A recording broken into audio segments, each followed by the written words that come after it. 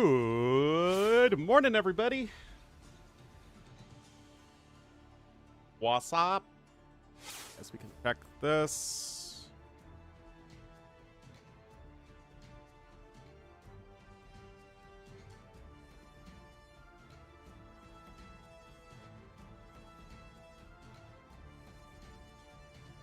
Loch Ness?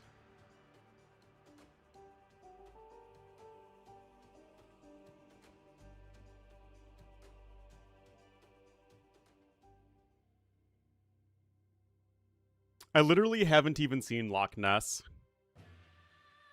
But I hear Nessie's on it.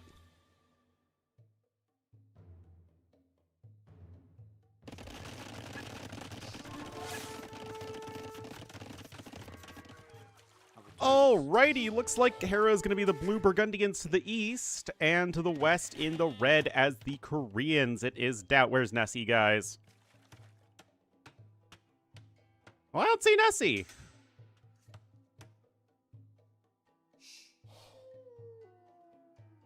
Lame. Anyway, this basically just... It's like Mediterranean, but also with a very close rush distance.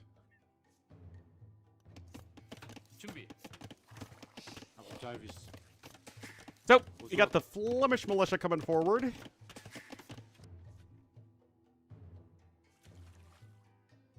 Oh, it's a ruined... what is that? Georgian's castle?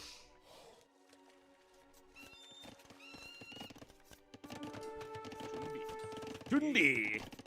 Oh, you get that extra armor. See, what's that?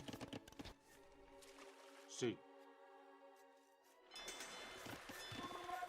But Doubt doesn't have a dock, which is kind of weird with Koreans. And Hera's also using the market, so it feels like he's kind of having his cake and eating it too. He's getting the fishing ships out, he's applying pressure with the Flemish militia, and he's getting closer to Castle Age with the market.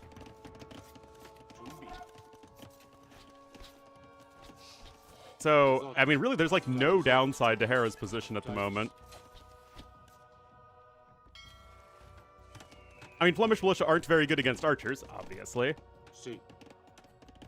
But at least Doubt's being kept at home, and again, like, Hera's uptime is going to be very, very good.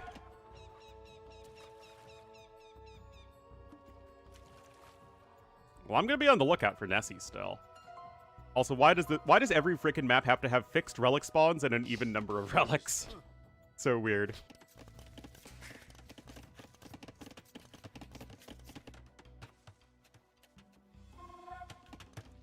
Well, range coming in here for Hera, and this is kind of the only scary time, because Doubt does have that +1 attack for fletching. Hera's on his way up to Castle Age. He's going to need to find a way to defend.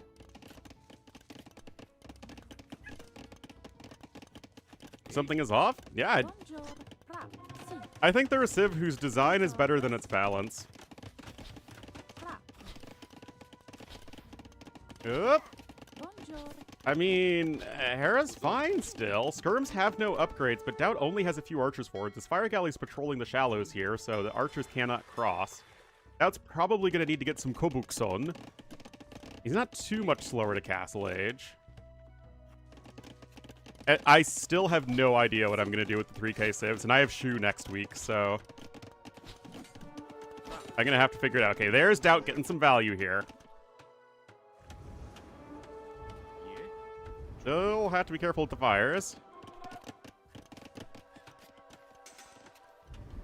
But Hera's got 3 fishing ships. He can afford to lose a couple bills, since he's already ahead in resources.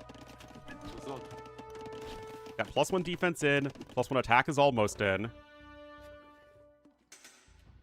So alien, yeah, but I'm going in alphabetical order.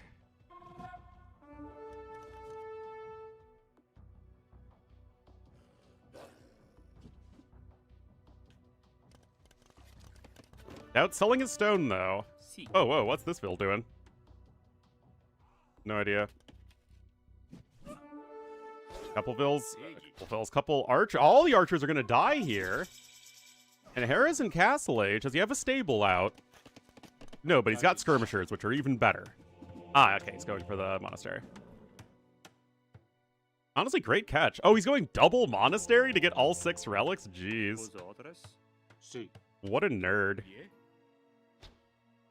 Oh, this Ville has no right surviving. Oh my goodness. Anyway, all the eco upgrades now coming in here from Hera. Admiral Yi has been working on a secret weapon. A ship with an iron hull and spikes to repel boarders.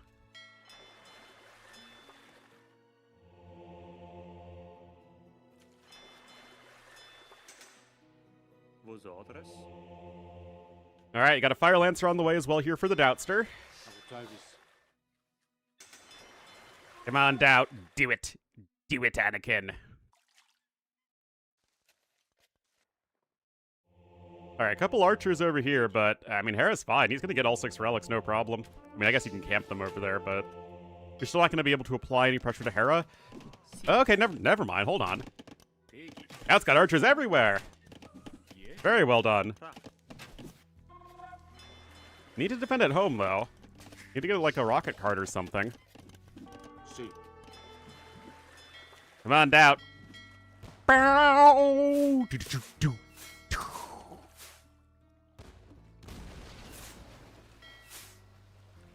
I hope you like my Korean jingle. Now Doubt's coming in here with the monastery. But Hera's going to be able to get all those relics, no problemo. Second TC coming here at the back for Doubt. Just a few Flemish militia and skirmishers. Oh, I saw Nessie! Oh, I saw Nessie. I saw Nessie, guys. I saw the tail end of Nessie. Okay, Hera adds in his own second TC. Not too far ahead in resources, although these skirmishers are very annoying.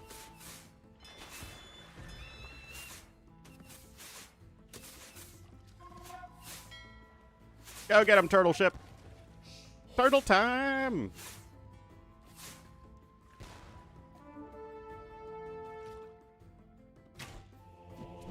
No, skirms are here, though. See. See. Good old Burgundian Fire Lancer. Monk goes down, but you already got those relics. And Hera's still making more Why are you making fires against turtles? I feel like you'd want to make demos, right?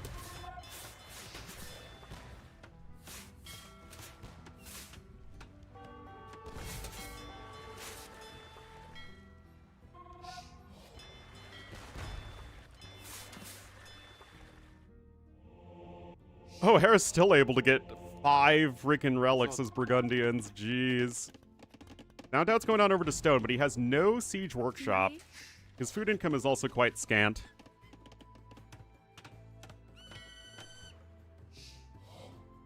Anyway, Hera was still able to largely escape with his, Oh, there's a dock. With his fleet intact.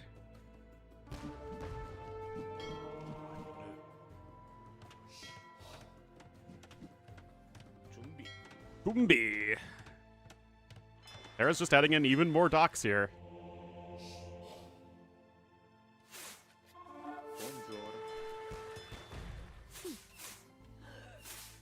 Yep, that should be another Deadville. Yeah, remember, turtles are good against fire ships. It's kind of like their whole thing now. Third TC now for Doubt at the back. Looks like some of those units have been cleaned up over there. Hera still can't utilize those fishing ships at the moment, but Doubt himself can't fish boom, which is kind of, well, a problem because you made all this investment into water. And now, I mean, this army all dies to skirmishers. Fire Lancers are still, as of yet, unupgraded. And now Doubt's in a real pickle. Hera will eventually win back water, as Doubt just doesn't have much of an army. Yeah, Hera a bit ahead here in resources destroyed. Those 5 relics are huge, huge, huge for him.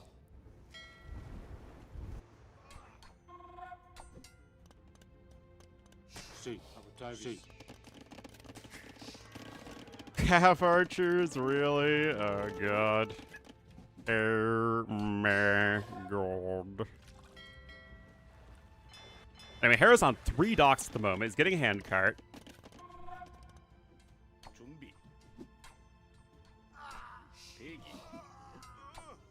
And yeah, even with 9 villager kills, Doubt's still 1,500 resources behind. Anyway, here come the demos. Yeah, this will do the trick. Not much you can do with it's out there. Just don't have enough shippers. And now Hera can send his fishing ships right back to work. And it's like, where's Doubt even going in this game? He's going to drop a castle over here.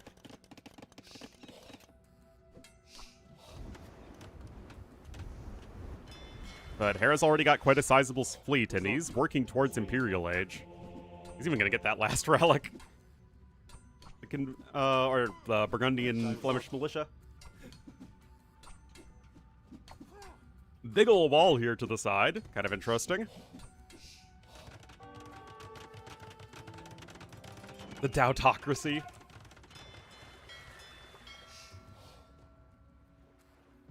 Big ol' walls here on the side. I mean, Koreans should be really, really tough to stop for Burgundians in late game, but if Doubt is so far behind in economy, which he is, it's not really going to matter. I mean, on a map like this, it's basically designed for Korean late game.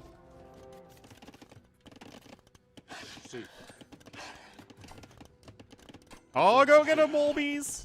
Go get him! Go get him! Oh, darn. Frickin' 1 melee armor. Anyway, more wagons of war are on the way, but Hera's just going to click up to Imp. Blemish and relics? Yeah, I think so. Again, I don't really know why we need maps with fixed relics.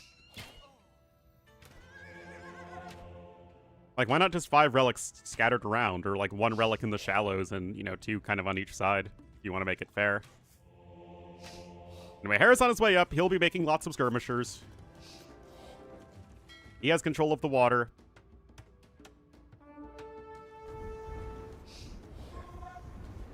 And remember, like, these relics are worth, like, 13, 14 vils or something like that.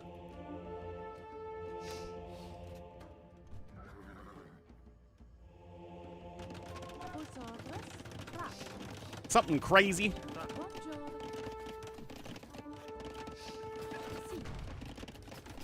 Oh, wait, no, it's 6 relics instead of 5. Yeah, that's, like, probably clearing 15 villagers worth of value.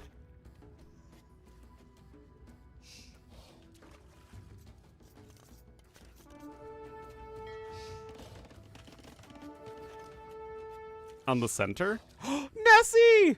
Hi, Nessie! What's up, Nessie? This is completely ridiculous that we have Nessie, but, you know, why not? Like, standard Kawasan? Yeah, those maps tend to be super snowbally.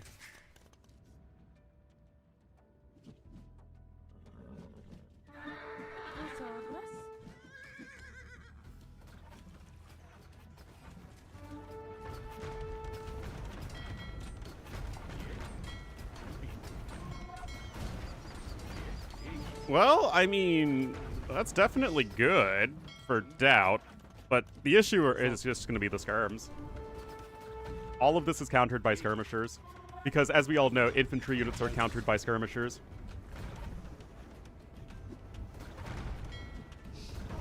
Doubt's going to come in here with the aggressive castle.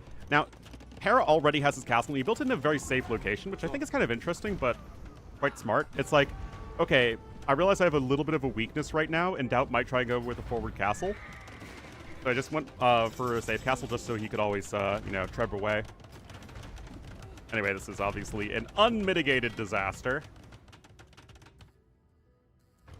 Hera's even got that full-on stone wall complete.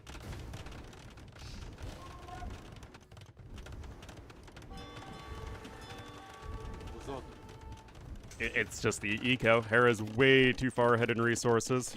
Also, at way less idle TC time.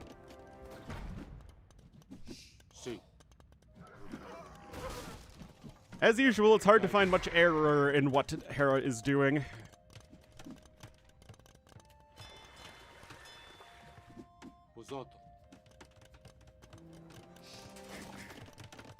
Handcart just now coming in for Doubt. It's been in for Hera for a while. Hera also has freaking crop rotation. Now, what I do think is kind of weird is that all of the woods basically are on each player's side of the map, so there aren't really any neutral forests, which does mean that if it becomes a wood game, it could get really campy. I mean, Doubt is an imp. And like I said, Koreans should be a fair bit better than Burgundians on this map, in particular in Imperial Age. And Doubt's grabbing Fast Fire Ship. I mean, I wish it was Elite Turtle Ship. We have more Nessie than ACCM on the ladder. Hey man, ACCM doesn't need to play. ACCM just shows up once in a while and wins. Has his win streak been broken yet? Anyway, Skirm's obviously doing a ton of damage here.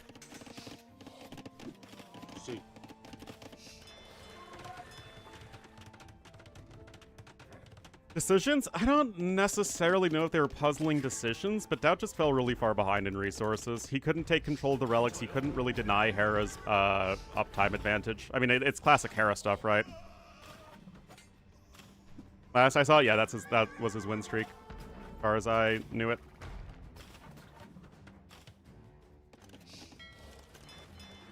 Now remember, Koreans don't have demos. That is their Achilles heel, so to say, on the water. So if it gets to Fireship v Fireship, you do have the discount as Koreans, which is obviously great and all, but it's still worse than, you know, Fire plus demo. And oh, wow.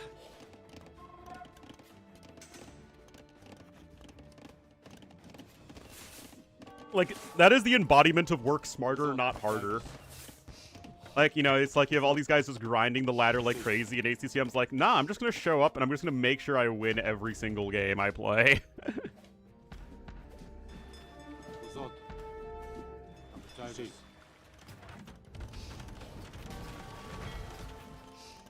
I mean, just look at the population difference, guys. It's insane. Almost 25% more resources collected here for Hera. They're not. Well, good.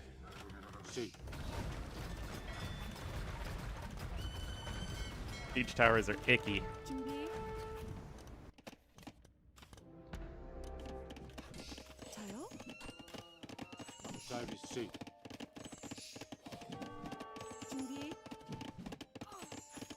Well, those villagers are saying Chunbi, which means ready, but I hope that means they're ready to die.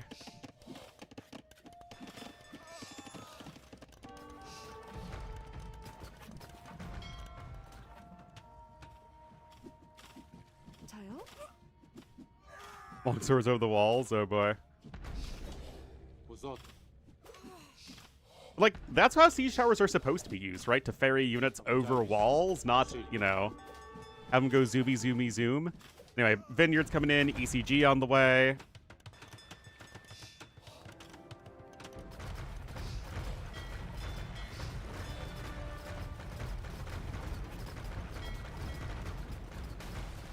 I mean, Hera's, you know, doing the Hera thing, eliminating all of his loss conditions. All you need are skirmishers. Yeah, GG's. 9% more efficient to Nico from Hera. Like I said, it's how he wins his games. He just ends up so far ahead in resources. And then, of course, the good decision-making to make sure that he recognizes what he needs to do to win a game. Hello, One Sparse.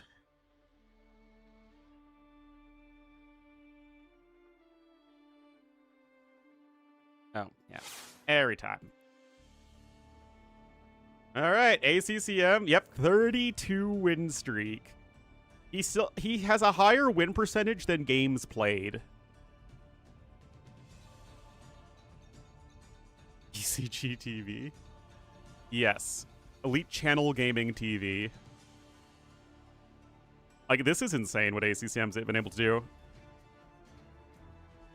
And Vinch as well. Like, I mean, the thing is, ACCM is so extreme, but Vinch is even higher.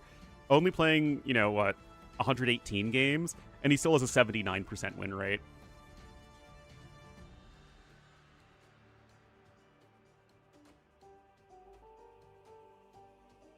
Yeah, looks like Viper Viper has been playing a lot, 221, but his win rate hasn't been super impressive. Oh, also, we should go to current rating. Yeah, Hart's in it as well. 6-game win streak for him, quite nice.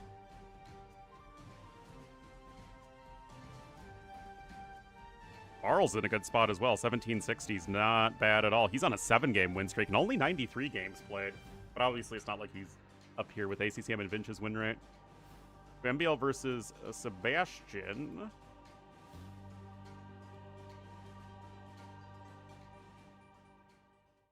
Yeah, he's getting close.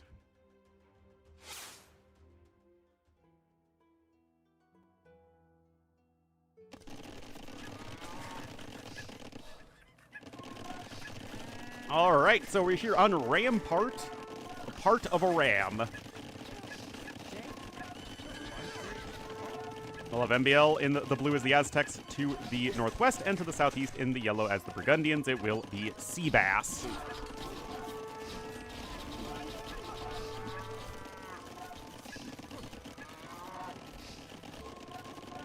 Smush? You can't really smush.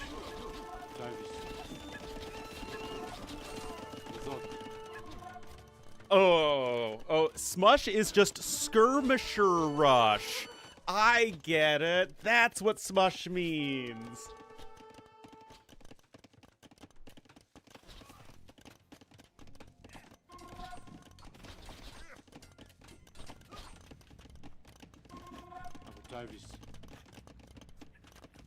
All right.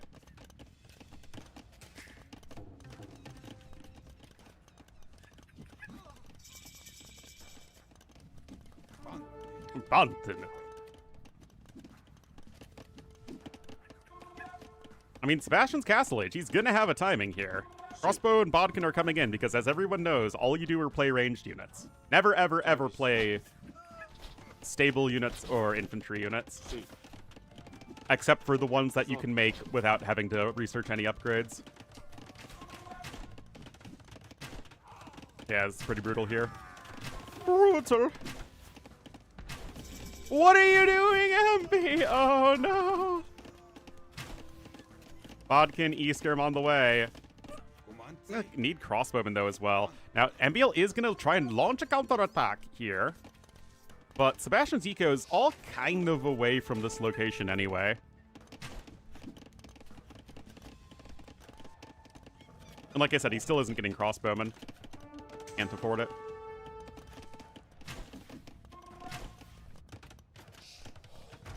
We do have a defensive tower coming in here for yellow. I think Burgundians just kind of work on every Empire Wars map because of Flemish Militia at the moment. They are very good.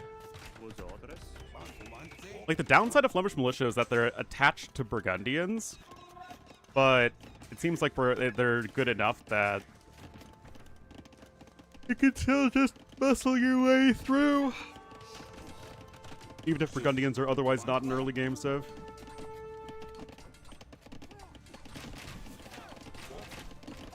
Anyway, skirms are trying to do some skirmy things. Archers are here with the crossbowman upgrade. Some eagles as well to be a bit annoying, and they even have +1 defense.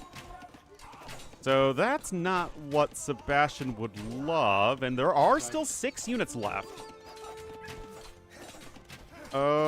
Not like the greatest control ever, I guess, but it's good enough, and this is exactly what never mind, both players are getting some damage done here.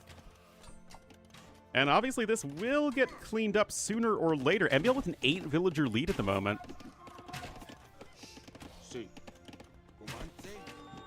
Yeah, that's definitely the thing. Are Flemish Militia shock infantry? Did they make that change?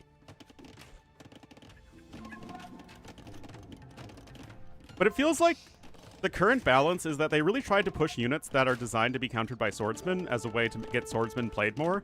But at least at the high levels, it's still... Well, swordsmen are bad, so any units that need swordsmen to be countered are impossible to counter.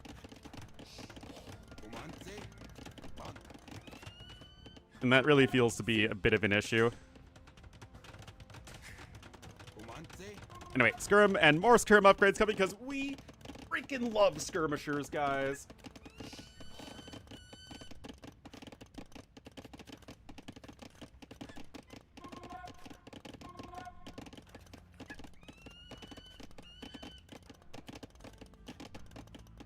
35 or 40. It's a very easy change you can do if Koreans are too good. They do feel very, very powerful. And I did think the 50% discount was like, whoa. You do need to adjust the war wagon cost. I think Koreans are probably, like, okay at the moment, Fire Lancers aside. But if you nerf some of the top civs, you definitely also have to nerf Koreans.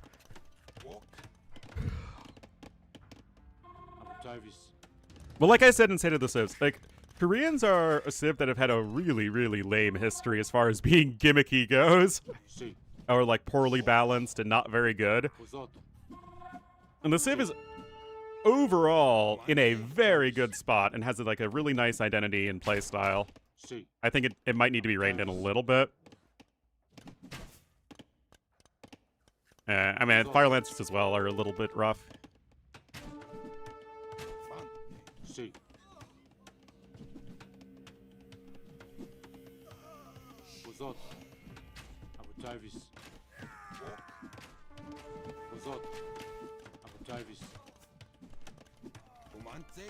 Well,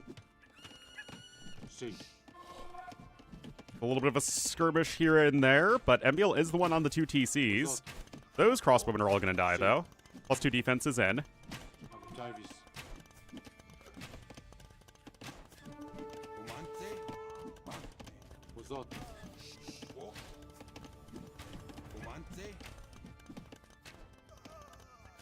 All those guys are cleaned up. 57 to 45 vills, though, for MBL. Oh, man, all those units are getting cleaned up. I mean, you probably want a new lumber camp if you're MBL, but that's just me.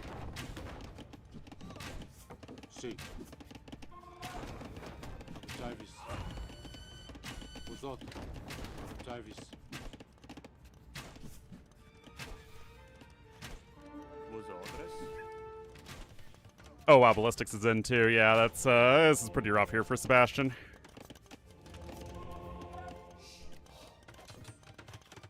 PC number 2 is coming in, but it's pretty ugly.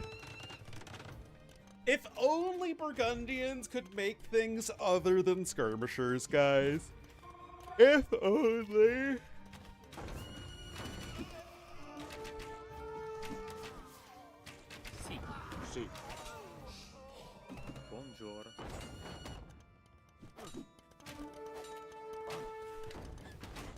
Oh, boy.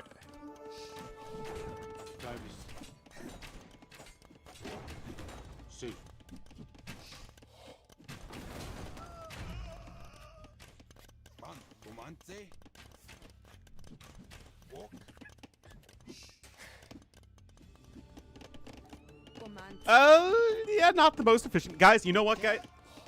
This is less punished for Aztecs because of the extra carry capacity. Any other Civ right here would be even worse than Aztecs. This is really MBL using his Civ bonus effectively. Yeah, not too sure what Sebastian's thinking he can accomplish here. I mean, it is just hard to argue with this raw efficiency here from the Aztec player. Viper did decide to win some games.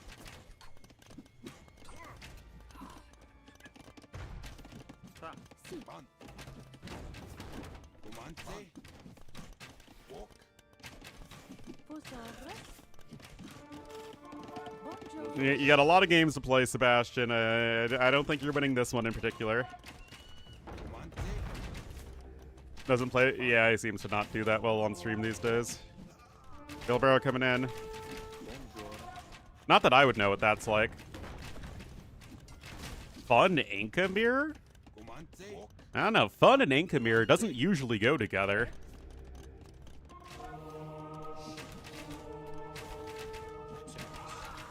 Oh man, not even getting a single conversion there.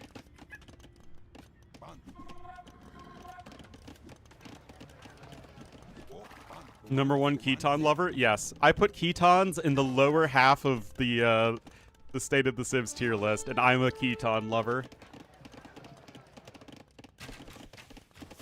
We saw the Goofy Brigade? Oh, man. C. Result C. Heck.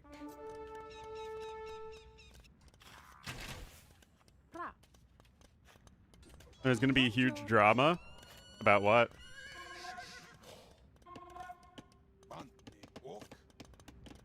Guys, I seriously don't know what Sebastian's trying to do here. He's like going full ACCM.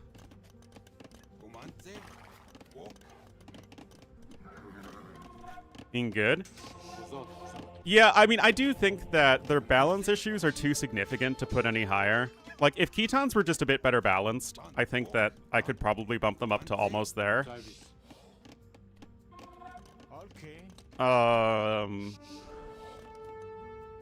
But I do think that their balance issues are a bit too significant to ignore, and usually Civs don't just go from being really overpowered to balanced in like one patch. They're almost there. I mean, yeah, they're you know, with the Armenians and Burgundians and whatnot. I think that's fine. A lot more problematic. Design and balance-wise, absolutely. I mean, again, I don't really plan all of my tier placements ahead of time because I want to think it through. Like when I'm writing the script.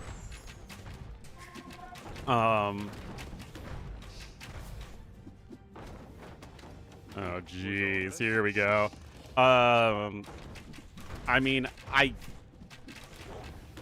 really want to try to be fair to the Three Kingdoms Civs. I'll probably put them all in major changes needed, but I might not. I'm not going to put them all in major changes needed out of spite. You know what I mean? If I do put them there, it would have to be because I identify a lot of hard to fix design and balance issues. You think? You think? Oh, there's all the YouTube comments popping up at once.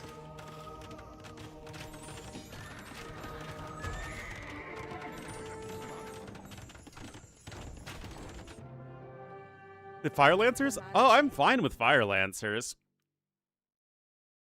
I think that they just need a bit more balance tweaking.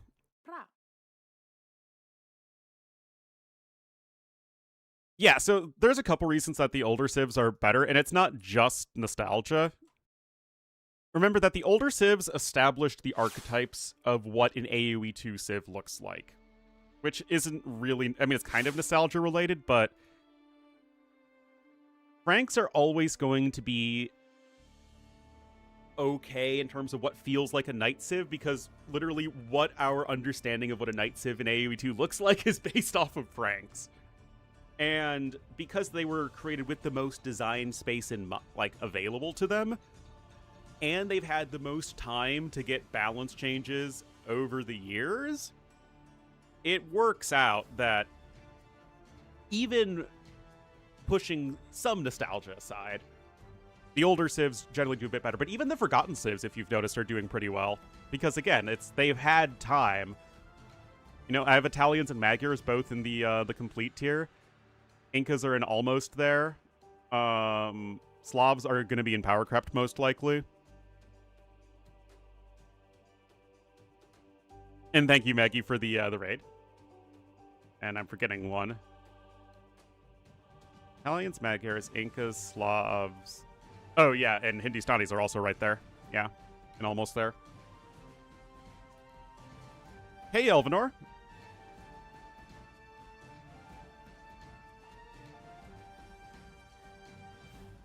Oh, boy. A Georgian's mirror or a Khitan mirror?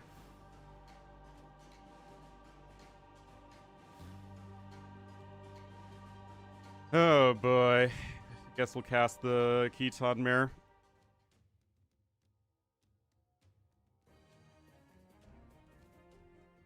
Lying around? Well, thank you. I have a fine lying around smile. But yeah, the African Kingdom Civs guys are also going to be doing pretty well.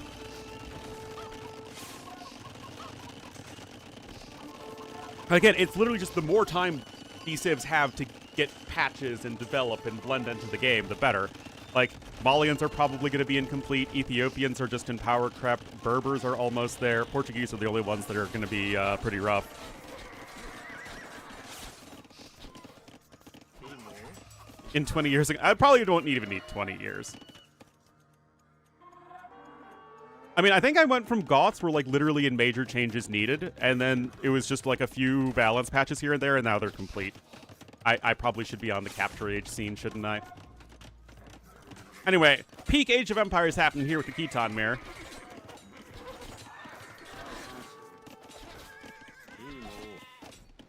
Scoots are here. They have all the upgrades here available to Khitans, and Dark is running in. When is the RedBull tournament? I don't know. At some point. Here to complain. I stand by all my decisions.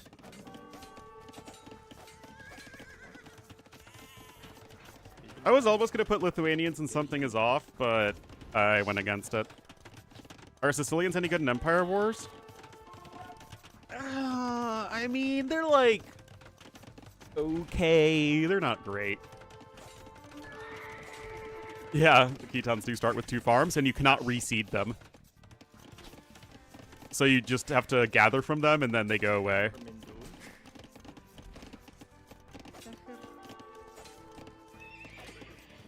Anyway, this seems like an excellent opening for Dark. He's gotten 2 villager kills. He's keeping Yo on the back foot. You can see that Dark is not walled whatsoever. He's on triple stables. Holy cow.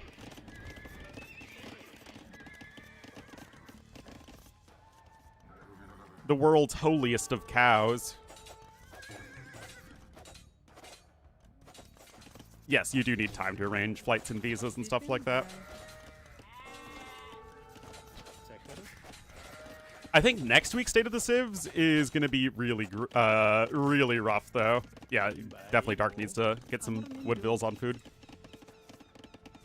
Malay are going to have some issues. Probably I might bump them down. Malians are fine. Mayans are fine. Mongols, I mean, I think they are overpowered, but are probably just a couple balance changes away. Persians, probably the same thing.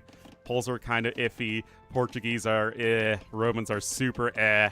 Saracens are fine. Shu, eh. Yeah, probably gonna be pretty rough. Into Monospa Wars? Something like that. Anyway, Iron Casting and Light Cav both on the way. I mean, again, I do not love Dark's eco balance here. Still, the Light Cav are going to be able to apply a lot of pressure, and I'm not too sure what Yo is doing, actually. He's on triple range. He's going to just try and go right into Cav Archers.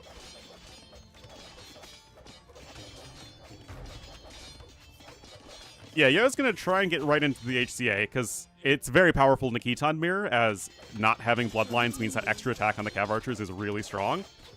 But Iron Casting's going to be here in just a second, guys, and you just can't stop. There's no stopping the vortex, Charlie! Oh, jeez.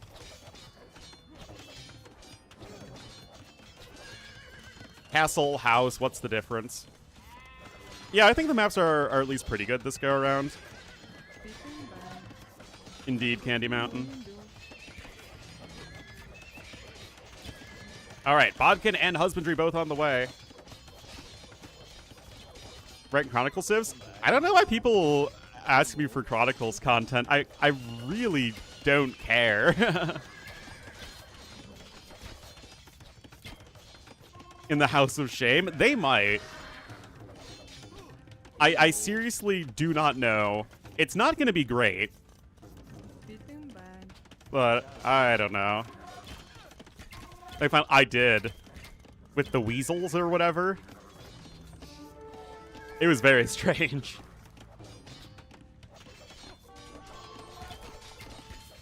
Yeah, I mean, Wu are definitely going to be sent to the Shadow Realm. Wei also. Yeah, now it's all steppies. And now the eco balance is a lot better, by the way. But Yo is getting to those Cav Archer upgrades.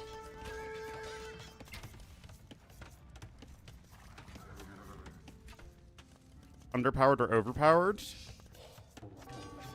Wei are probably overpowered. Yeah, transport.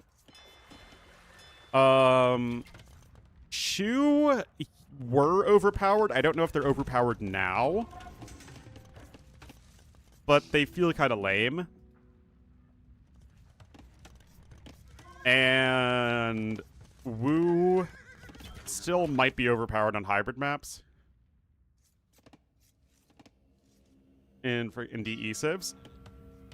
Well, yeah, because once we got to Rise of the Rajas is actually when we started having the more extreme elements of AoE2 really introduced.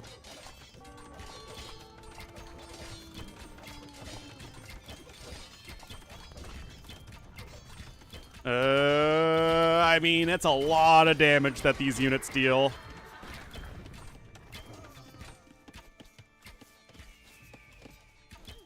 Still, no way are insane. Top pick for Capsov. Oh boy, guys. Uh-oh. Uh-oh, Spaghetti Mr. Yo. Yeah, no thumb ring in.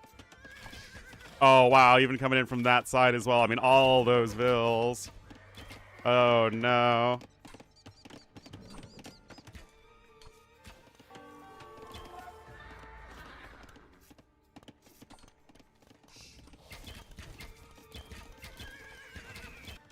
I mean, it's nothing fancy. Okay, you're making double ranges now, I guess, to make a bit of a skirmisher switch here as Dark, but he is cruising.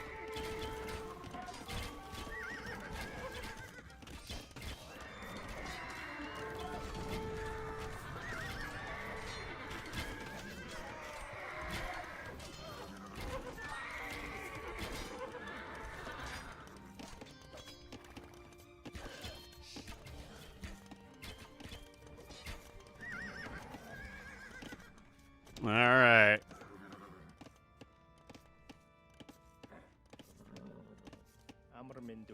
Armindu.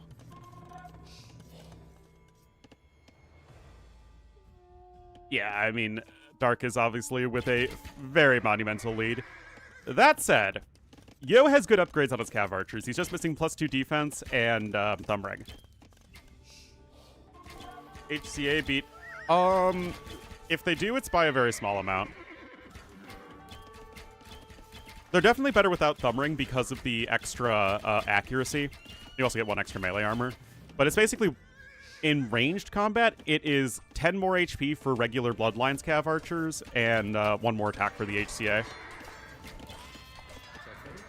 Now, of course, having higher attack is just good to have, and you'd rather have extra attack than HP for a Cav archer, so I mean, it's a bonus, right? It's supposed to be a good thing to have, but it's not like it's, you know, insanely broken or anything. And the CA definitely fall off in the late game because you miss Bloodlines and you don't have, Ordo Cav does not affect Cav archers. No lifesteal for CA, that would be ridiculous.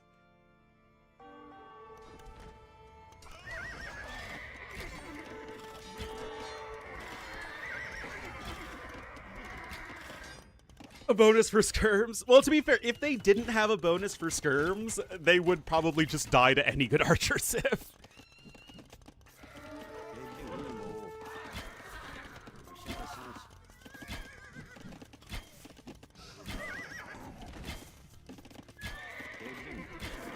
Yeah, I mean, look at all those skirm upgrades then. Anyway, Yo taps out. Good skirmisher switch there at the end for Mr. Dark, and I mean, it really just came to that castle age where Yo lost all the vills. It is tough, and I think players don't recognize how much attack the Khitan Cav units have, especially if you get Iron Casting and you have Light Cav and Step Lancers that can all kind of attack together because you have the Light Cav in the front and the Step Lancers poking behind. Like, it's just a lot of damage coming in.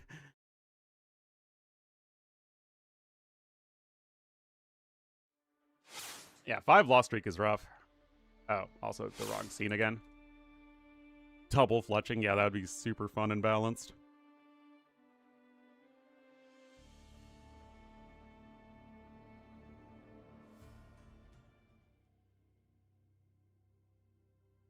All right, let's check the ladder right now. Yeah, Viper's crept up to 5. Not even with the best win percentage ever in a lot of games too. So he has to be facing mostly good, very good players. Where is Yo? Oh my goodness. I mean, Yo is at only a 58% win rate with 324 games played. Holy cow. Yeah, that is really rough. I mean, he's still at number 8 in terms of highest rating. But it's not like 1771 is going to guarantee you, you know, top 8. I mean, not even top 12. I mean, Sebastian's sitting, you know, he's just on the outside here, right? 1745 highest rating.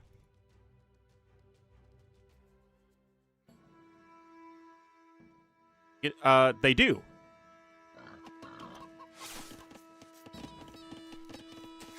I mean, I don't think they get it directly from the from the ladder, but what happens is that they get seeded into the tournament where they get guaranteed prize money. I mean, literally anyone can sign up for the last chance qualifier. It's just that the top 12 players, or the top... Okay, so obviously 1 through 4 here. 1 through 4 get seeded into the main event.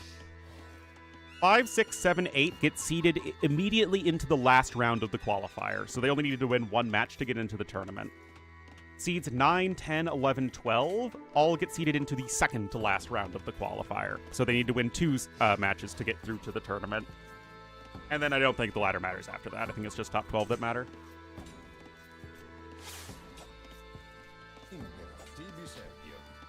Oh boy, we're actually going Roman-y stuff here.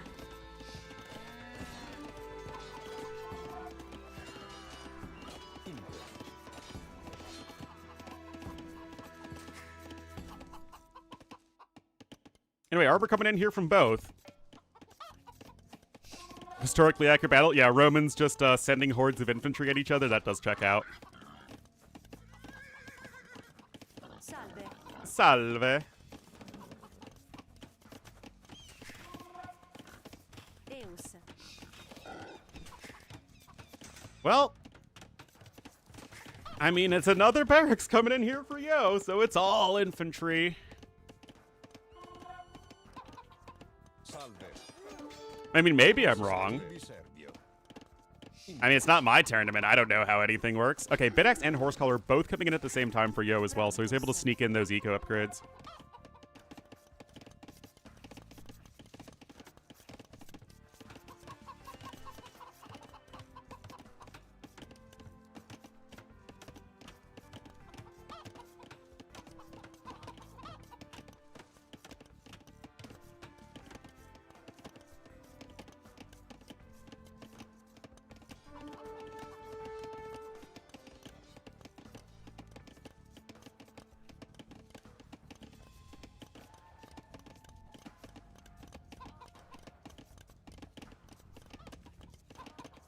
All right.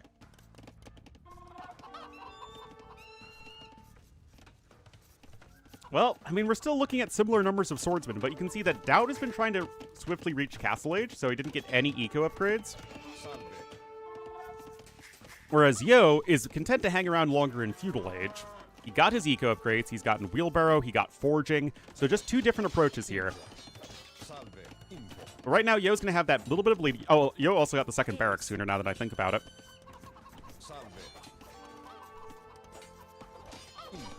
And those are going to be some nice kills. And is Dowd going to be able to survive until Castle Age?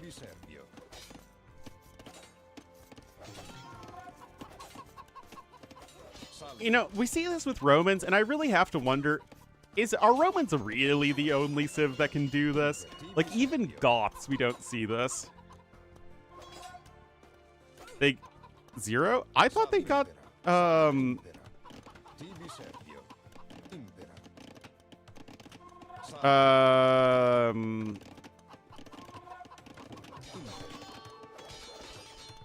yeah, I thought they got some money.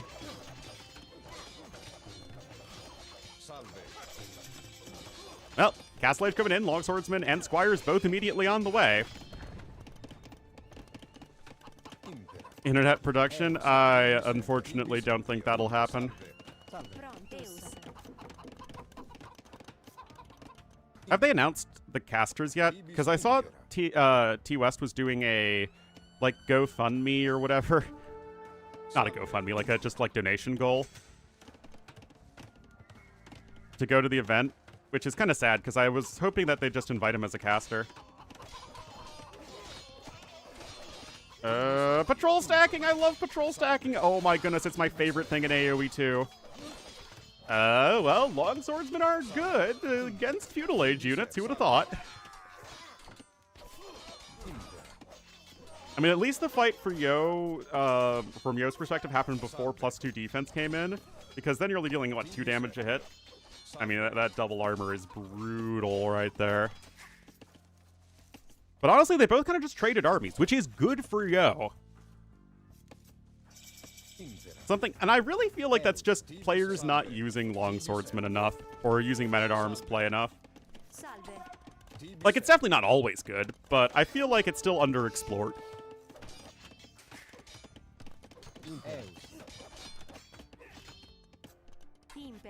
Impera. Anyway, long swordsman and chainmail armor coming in here for Yo as well. Obviously, you want to avoid taking fights until those upgrades are in. Squires is, of course, also going to be a big one. Doubt, meanwhile, not the best food income. Burmese long swordsman, I mean, they just get +2 attack in Castle Age. I mean, it's good, but it's not like it's that insane. But I mean, you'd think that, like, Goths, Japanese, even Slavs should have good swordsmen play. Heck, I've won with Khitan long swords. With the double iron casting plus the pasture eco.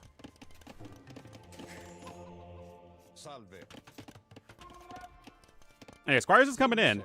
So, like I'm saying, the trades are basically even as far as the units go, but Yo is just way ahead in terms of resources. His love of Khitans? Yes, indeed.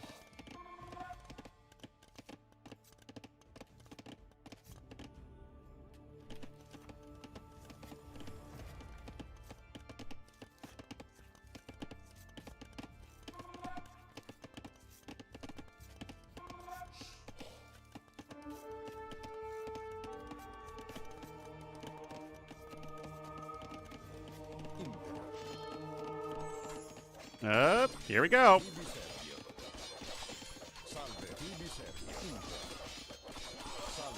Oh, yoinking the relic there. I think Doubt just has more dudes here. The dudometers are going off the charts.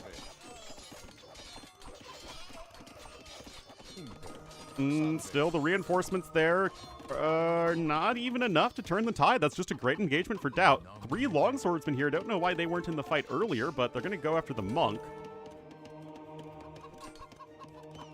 Can you elaborate on the macro aspect of Empire Wars? Yeah, so basically, as far as the macro goes, you need army right away. You need to make units instantly.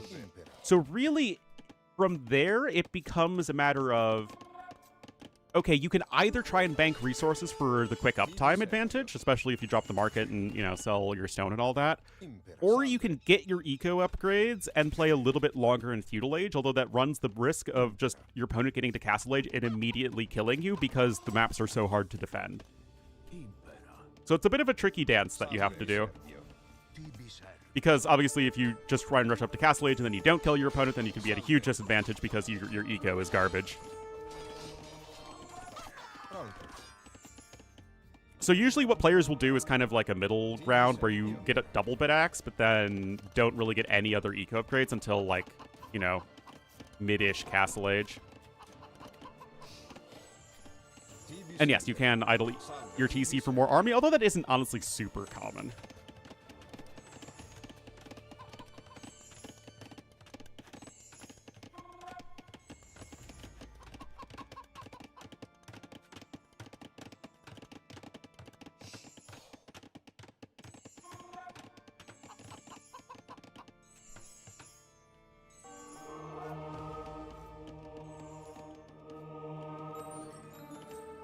All right.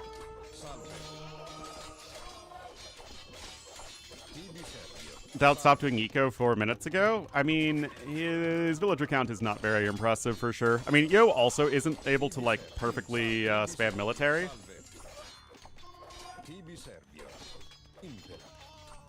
But, as you can see, Doubt's just running out of steam here. Look at his lovely patrol stacking. Oh, Yo also was able to pick up iron casting.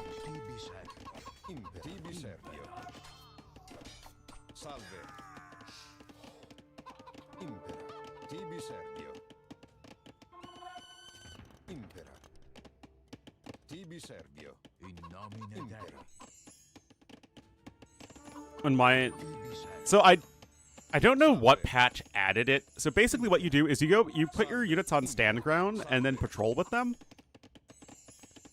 And that basically removes all the collision hitboxes for your army, so they all stack on top of each other.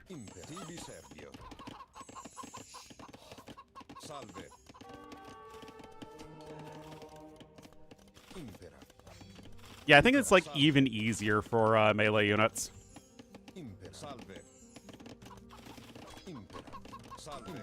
Like, it's illegal to do over a tiny area, but is illegal to you're legally allowed to like patrol into engagements. Yeah, it's still illegal to do in like a tiny area to make it impossible to engage, but if you do it to actually attack the enemy, then it's legal. It's really stupid. Which is why I joke about it constantly, because, again, I think it's really stupid. Yeah, Hera did the thing in the small area where it was just impossible to attack. Because also what happens is that the non-patrol stacking units will kind of do what melee units have always done in AoE, which is kind of like bunch over each other and derp around and try and get those hits in. Whereas the patrol stacking, like, everybody is attacking all at once, and they are difficult to be attacked at the same time. Like a wombo combo.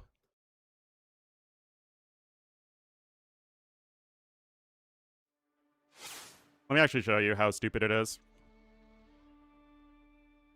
You can even do it with some long swordsmen. That's long bowman. Swordsman.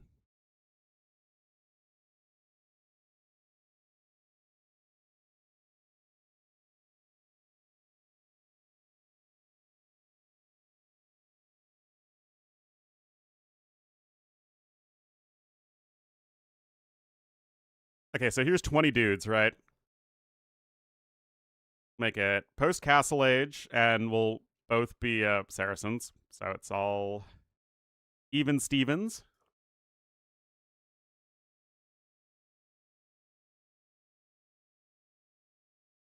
Okay, yeah, so we are exactly the same units right now.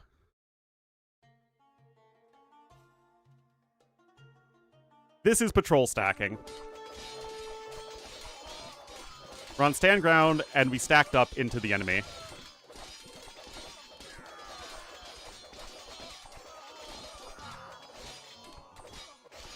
Look how one-sided that fight was.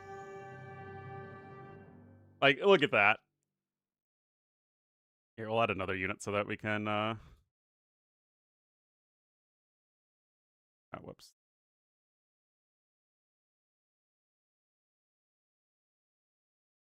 So we can actually see the difference.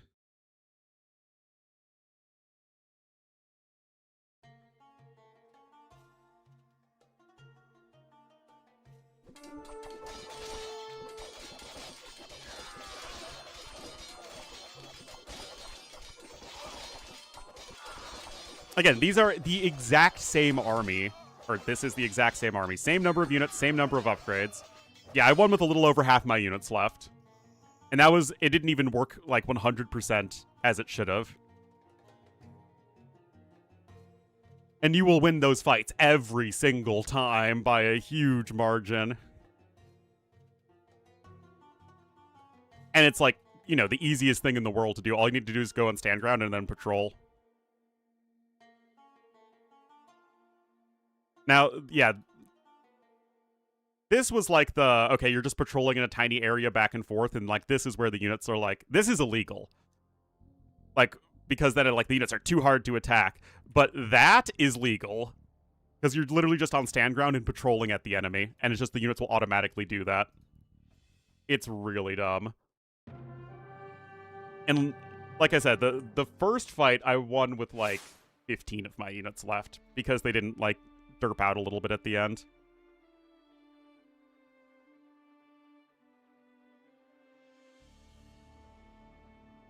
And Viper and Lewis are still in that Georgian's mirror. Oh yeah, that's the patrol stacking.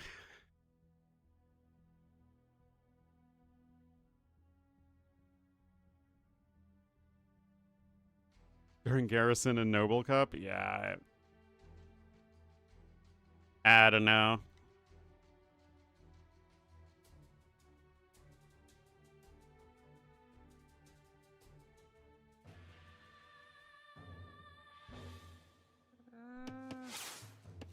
Eton Mirror. I thought it would be more fun to cast the not mirror matchup. Anyway, we're here on Vulpine. Tato going to be in the blue as the Incas to the west, and Doubt going to be in the red as the Koreans to the east. Of course, you're out here with your villagers, gathering from the foxes. Archery range is coming in here from both. I'm going to get some more coffee. Okay.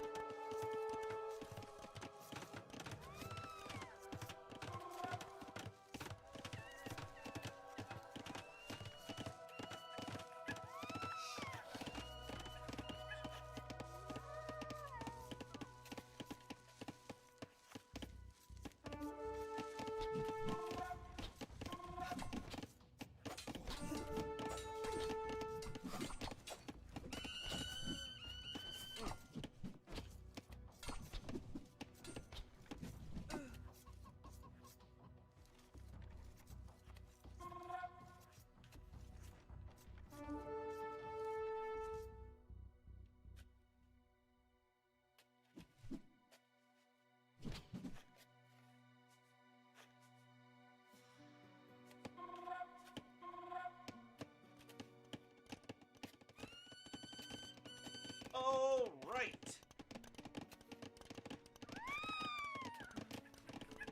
What's up, gorgeous? Team Vitality. I thought they were Team Liquid. But yeah, Hera, Heart, and Leary is like the most obvious team ever. And it, like, from a personnel standpoint, it feels like they make a lot more sense than Hera on GL ever did. Bonus damage versus Eagles? I don't think so.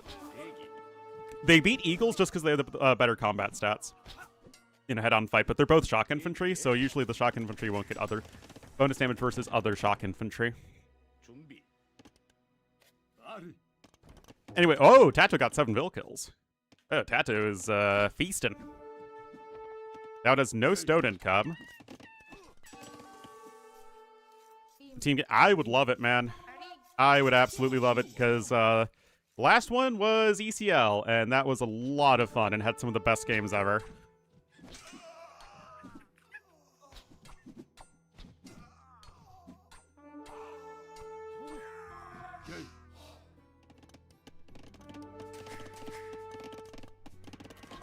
Rest with Chompies? Yeah, I'll have to see how they're different than Eagles. Me too, man. Absolutely love casting team games.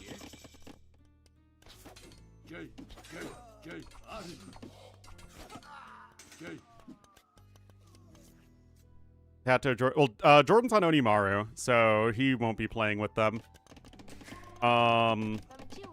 Tato, Doubt, and Viper are almost certainly going to form a team together for a any team game event, but I doubt that they're rushing to get one right now unless they're already getting contract done. Yeah, chicken suit men doing the full chicken suit thing.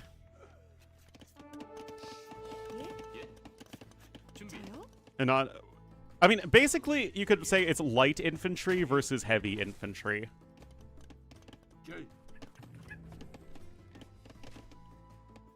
And the light infantry in a head-on fight loses to the heavy infantry. I think that makes plenty of sense. They're bad against, you know, the heavier armored units. And, I mean, they've always been pretty good against them.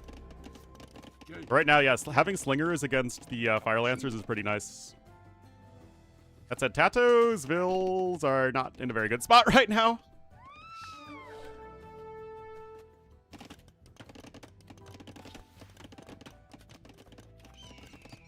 I think they should be.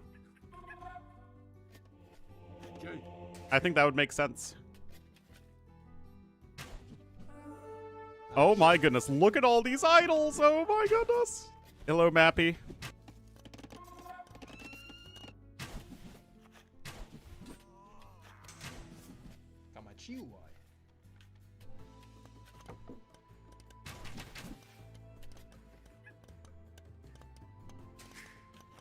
Alright. Karambit's shock infantry, oh boy. That's your fault for watching the freaking Georgians mirror, man.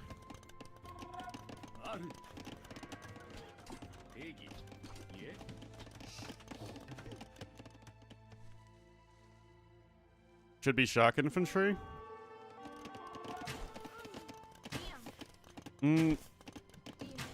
But shock infantry isn't like a good armor class to have.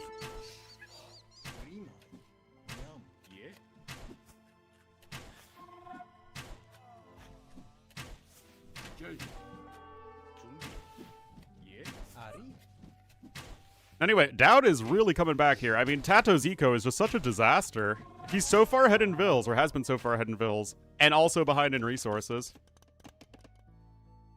And nothing else? Yeah, basically. I mean, also most infantry unique units have a little bit of bonus damage against shock infantry.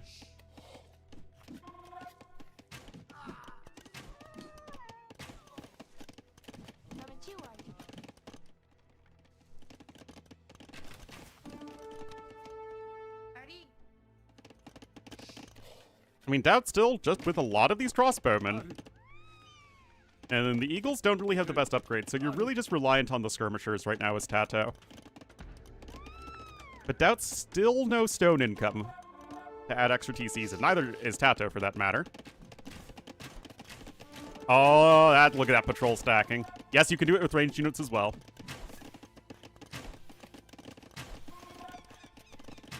Weak to champs? I mean, yeah, basically.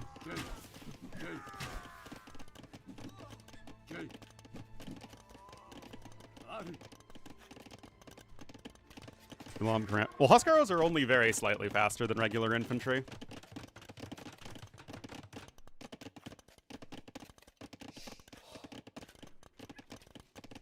Although they die to swordsmen anyway. Gulams as well.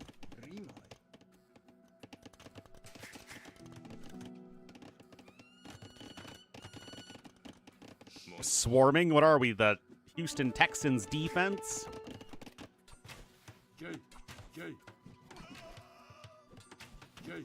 Heavy infantry? Yeah, basically.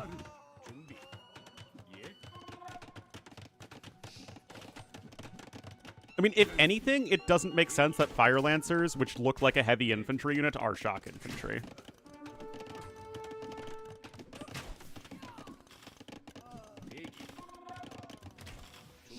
I mean, they're actually slower than frickin' swordsmen. Or no, sorry, they're the same speed as swordsmen. It's Flemish militia that are, for some reason, 0.02 tiles per second slower than swordsmen. And my second TC there for doubt. Gens too? Yeah, it's a little confusing, to be honest.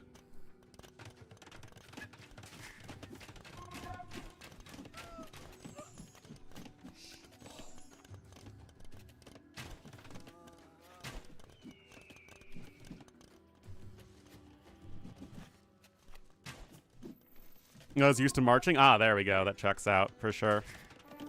Maybe it should have played the marching and fighting scenario. What a weird game. Very scrappy, lots of skirmishers. Lots of skirmishes for the skirmishers. No ballistics, though, for either player.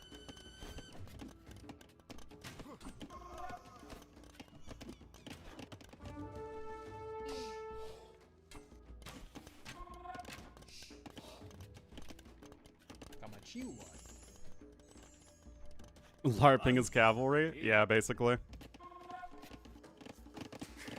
But they didn't even have shock infantry in AoE 3 originally, I thought. Or they only had it for, like, the coyote runners for Aztecs. Because you just had light infantry for skirmishers and equivalents, and then heavy infantry for musketeers and equivalents. Or musketeers and halbs and equivalents.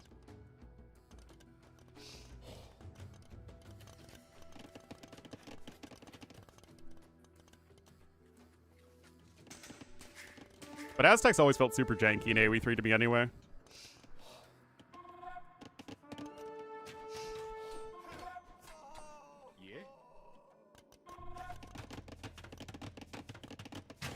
New DLC? I don't think so. I think that the not the Chimu runners, the Champa warriors, Champi warriors, are just going to be shock infantry like the Eagles are. But what I'm interested is, how do you make an Eagle Warrior-like unit that feels different than an Eagle Warrior?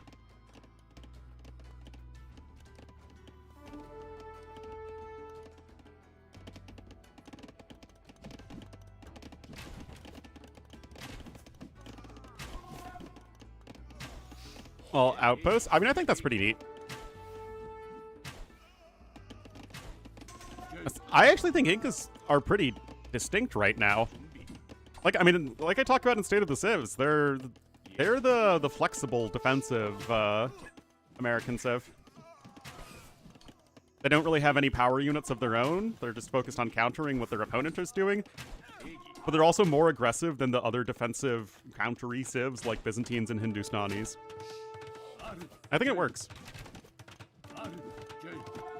Like I said, I actually just think that slingers are way too good in Castle Age in certain matchups. Like, there are actually situations where the slinger is just overpowered. Those matchups aren't super frequent, but when you run into them, it's very obvious.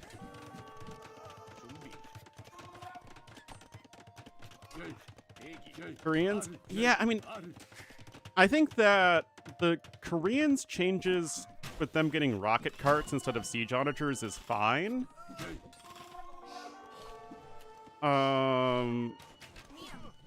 I just think that Fire Lancers themselves aren't super balanced, and I just don't love the turtle ship changes. I just think that you're making the unit way too needlessly complex. Which is unfortunate, because I thought Koreans before Three Kingdoms were in a really good spot. But Koreans never really had good melee units. And now they kind of do with the Fire Lancers, which I think is a bit of a balance issue.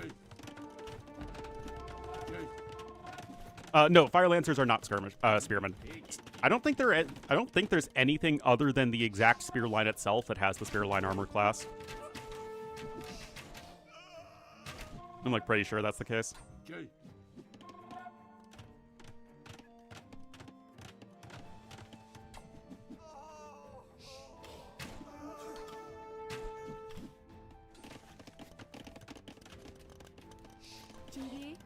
Tumbe.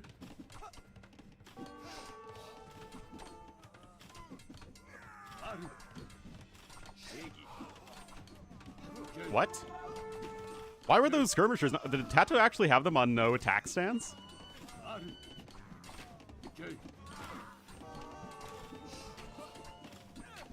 It's funny because no attack stance is, like, often very useful in campaigns, but I don't think of a single instance in multiplayer where it's actually necessary.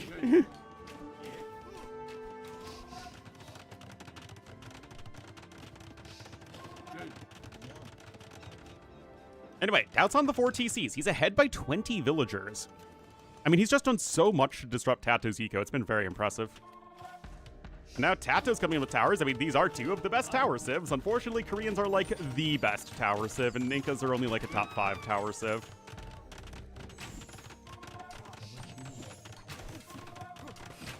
Attack notification? I guess so, yeah. But it's very, very rarely ever used. But yeah, the reason that Skirms can work versus Fire Lancers is that they have no native Pierce armor. And I think Doubt just gets to Imperial Age here, and then just gets to some rocket carts. You look away, exactly. That's the sitch. There's Guard Tower coming in.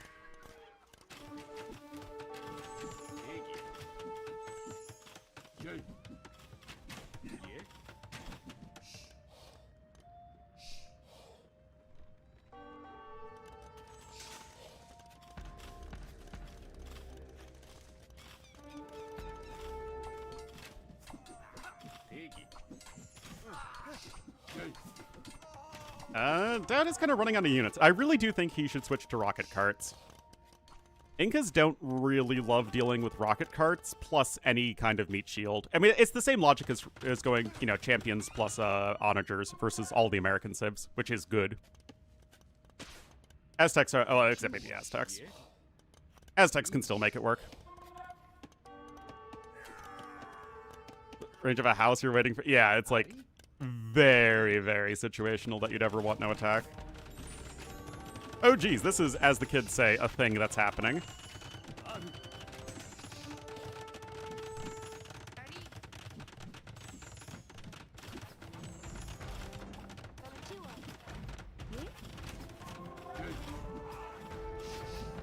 Castle's in.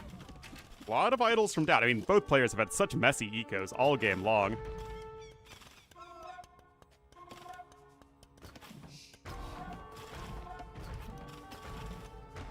+8 versus Cal. Sure, Fodler, whatever you want, man. Anyway, Imp is coming in. Fire Lancers plus rocket carts, guys.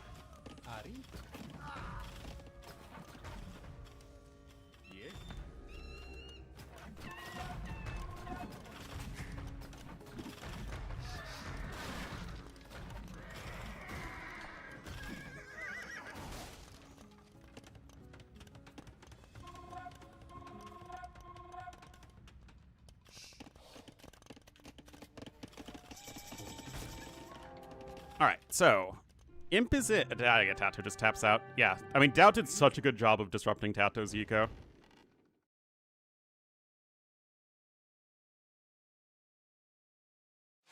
Well done. I will never have it on the right scene. Oh, Viper's almost hitting 1800.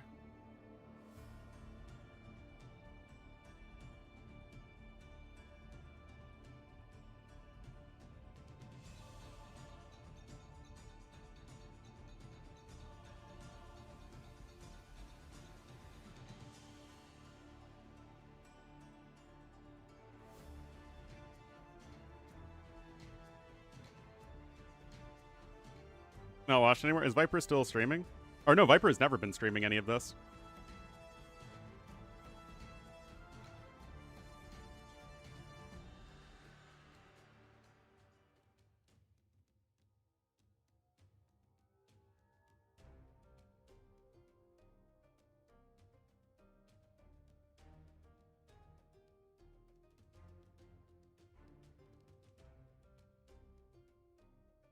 Tryharding, yeah. Why would Georgians be bad on Crownwood? Oh, worse it for mirrors. Yeah, Georgian mirrors are just very slow usually, I think.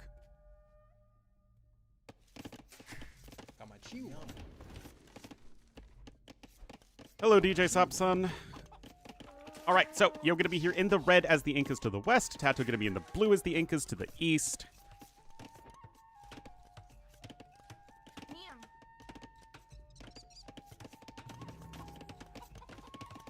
BBA on the way. Mirror, I mean, people are always going to go mirror if they really want to try hard in a ladder context. Some people mirror, some people don't mirror. With counter options, it's usually just Eagle Warriors and Slingers.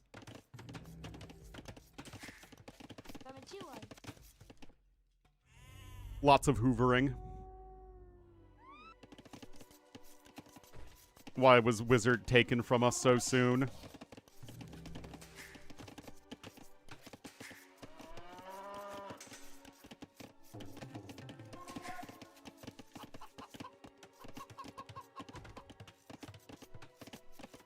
Anyway, actually both Bidex and Horsecollar for Yo.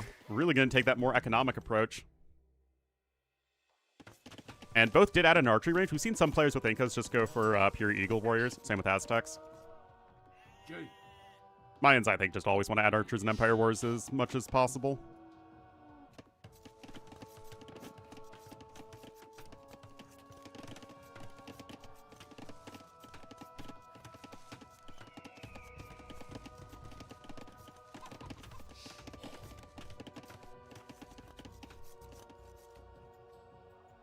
Okay.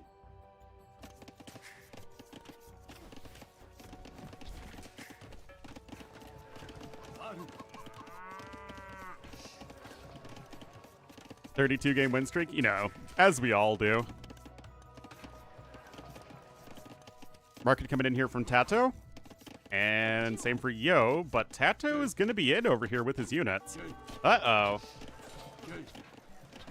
Uh-oh, Spaghetti Mr. Yo. His army is out of position, and Tato himself was a bit more focused on walling.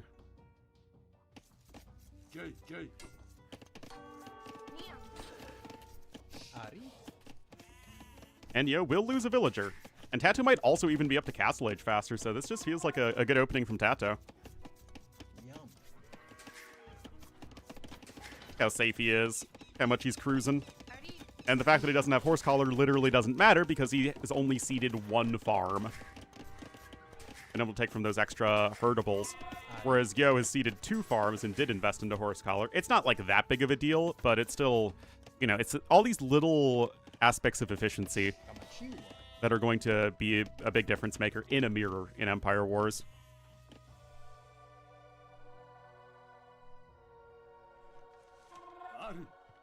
Companion site much better? What do you mean?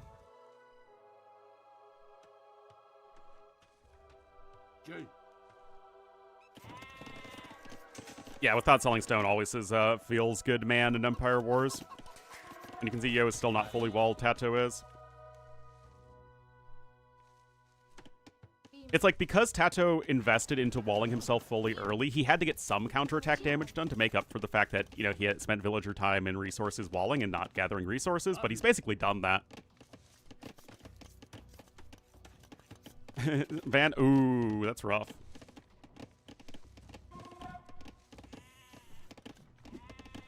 Gonna try and corner those units as Yo.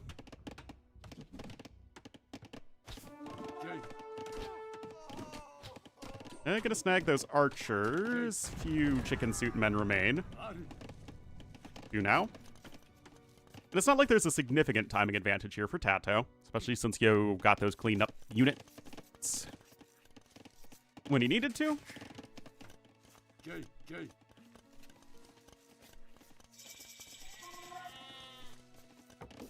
Osaw coming in.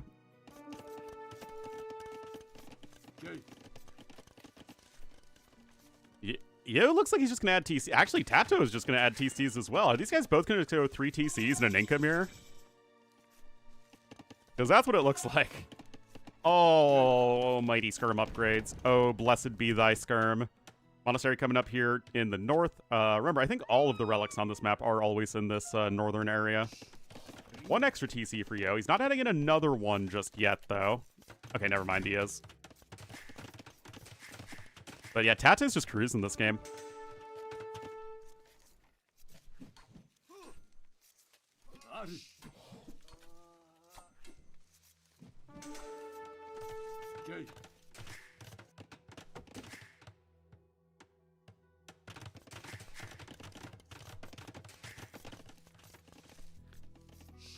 Well, heavy plow even coming in. Got Bowsaw here for Yo. Bowsaw, more like Yo-saw, am I right, chat, or am I right? But yeah, this is what I was talking about. Like, slingers are so freaking oppressive in the any of the American Civ matchups, including mirrors, just because it basically just invalidates all Eagle Warrior play. Demos here? Well, usually there isn't a ton of fighting on the shallows. It's not like you need to cross the shallows to get to your opponent. And here's the university, actually, so Yo looking for ballistics. I mean, he is investing more into ranged units, that makes sense. Tato, meanwhile, how many barracks is he actually on? I think, yeah, he's only on 1. Wow, okay, so he got the Eagle Warrior upgrade for only 1 barracks Eagle play. Tato's still focused primarily on booming up and getting relics. Much greedier approach.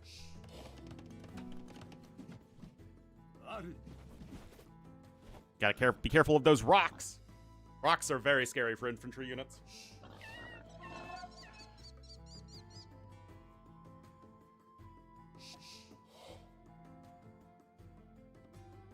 Not that slingers aren't actually deadly.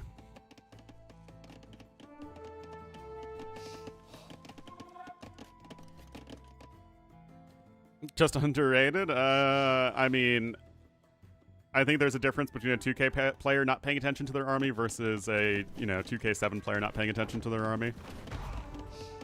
Yep, this is the last gasp of the Incan Eagle Warrior, most likely.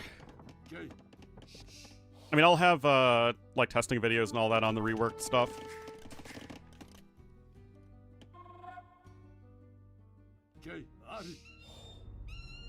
We got 3 new Civs and a reworked Incas to play with, so a lot of work for me to do. I hope if and when I get early access, I get more than, like, 2 days to do everything. I feel like that's happened in the past.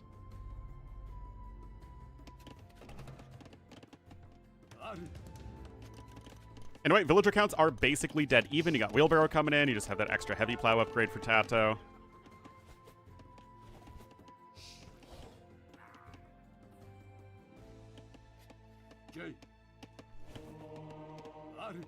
Oh, the Serpentine!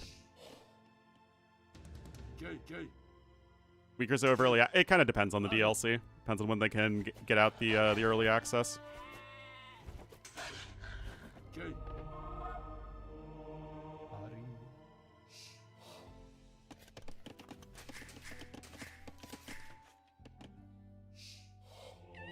Well, 2 relics at the moment here for Tato.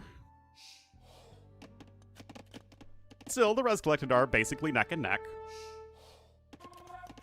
Having wheelbarrow is going to be a nice boost. Mangonel shot whiffs there.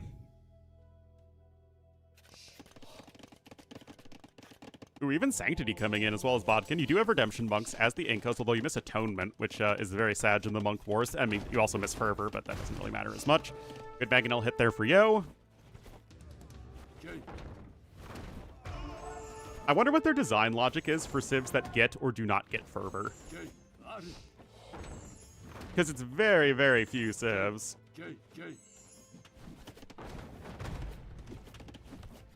It's what? Incas, Malay, Dravidians, and somebody else.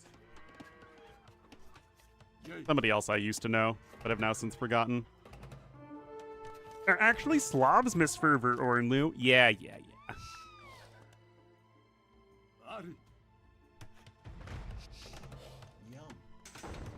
It's like how most civs get either crop rotation or two-man saw, but only like the big eco civs or big late game civs get both. It's like, how do they decide which civs get crop rotation versus two-man saw?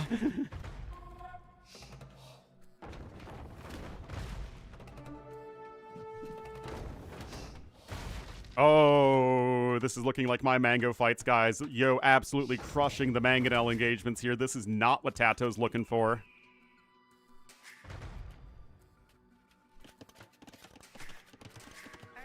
Get neither?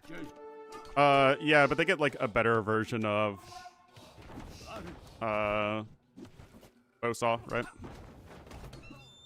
I think it's basically they get two-man saw. Every civ has at least one or the other except Mongols.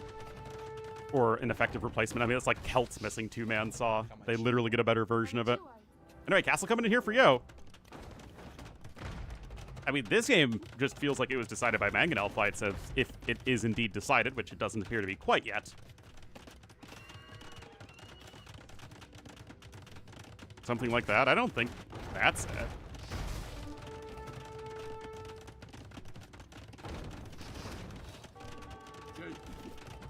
Because it's like Dravidians and Hindustanis don't get crop rotation. Gurjaras and Bengalis do, and Bengalis also get two-man saw. Britons don't get crop rotation, but two-man saw. Franks get crop rotation, but no two-man saw. I guess it's like how heavily agrarian the empires are, but then like Berbers get crop rotation but no two-man saw.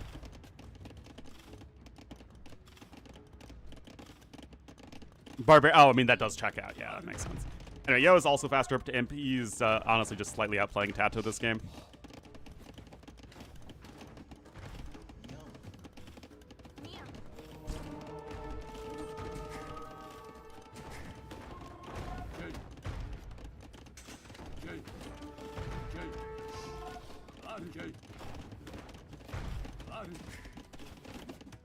Well, a minute away from Imp here is Yo, and it's all skirmishers, baby. It's how AoE 2 should be played.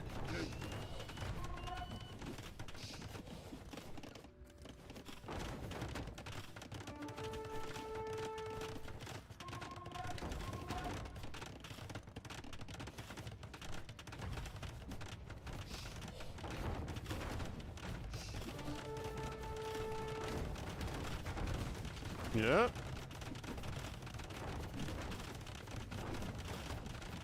I mean, it's just these Mangonel engagements.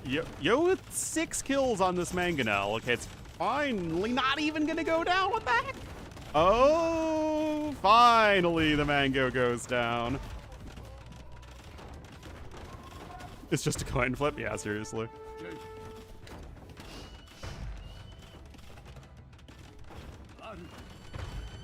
Yeah, that Mango was money.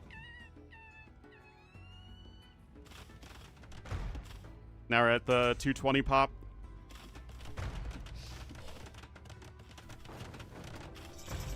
I mean, I think it should be 225. Oh, treadmill crane, let's go. No, they're not chairs. They're llamas. And they're awesome. They're literally llamas. I mean, come on, it's the most obvious thing ever.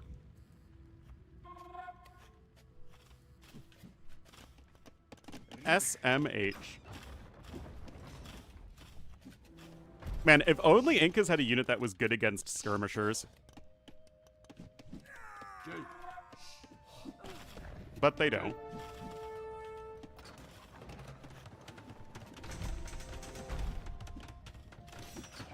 Siege Engineers even coming in for Tato quickly.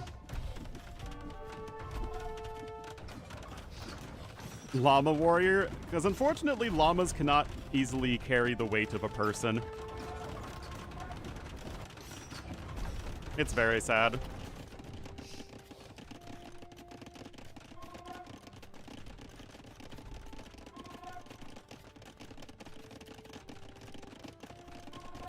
Like, llamas can only carry between, like, 30 to 40 kilograms of weight.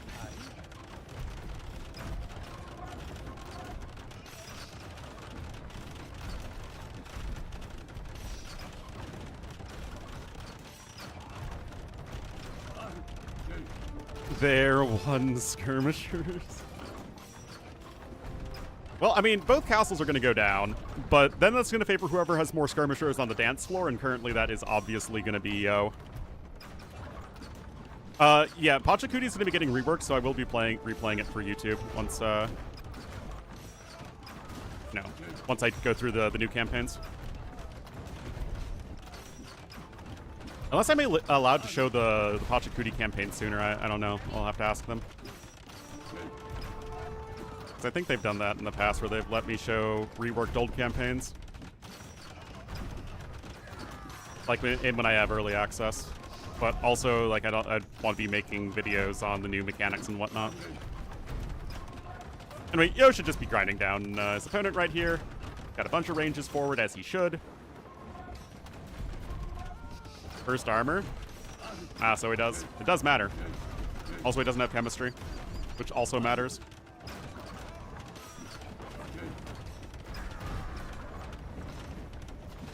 Nice job from Tato to snipe the trebuchets. That was very well done. And now Yo's actually falling back because of Tato doing so well in the Treb War. Jay. Okay, it looks like Yo's going to be switching back into Eagle Warriors. It's not like Tato has any slingers on the field. His gold income is quite rough.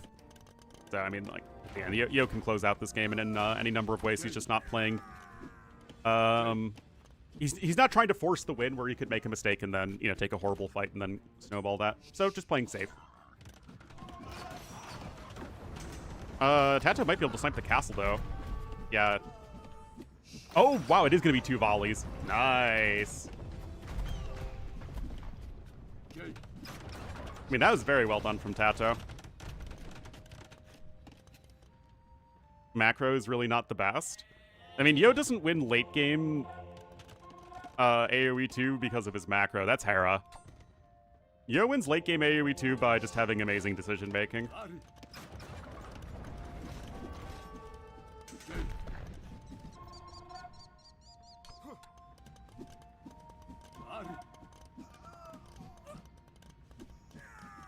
Settlement rush? I know. I can't believe neither are making settlements right now.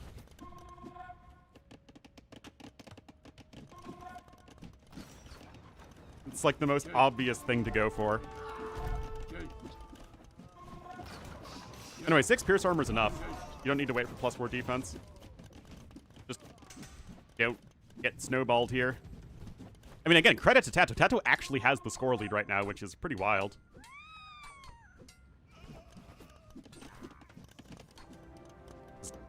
Why isn't Tato gathering that gold? Kind of weird.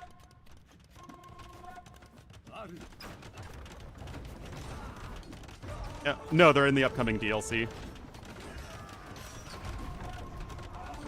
Okay, gold. Well, eventually, man, actually, no, the conversions! Yeah, Tato needs to re-add in some slingers. Tato needs a re-up on those slingers, man.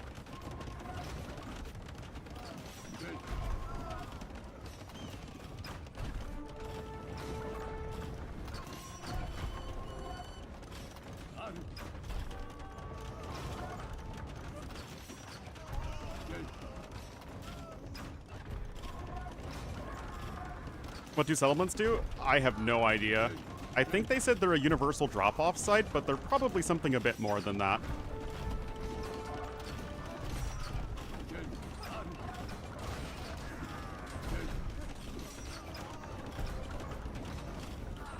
Anyway, only 6 slingers and 8 eagle warriors at the moment. I mean, the slingers are still very, very good.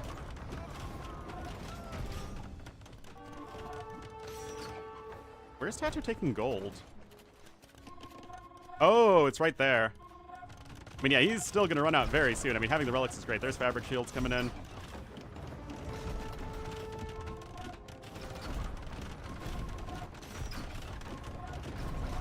Anyway, Castle falls.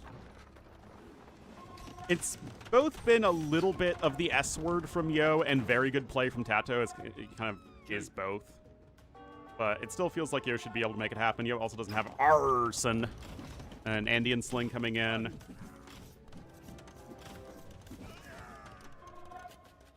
Okay. 12 slingers in the queue. Okay.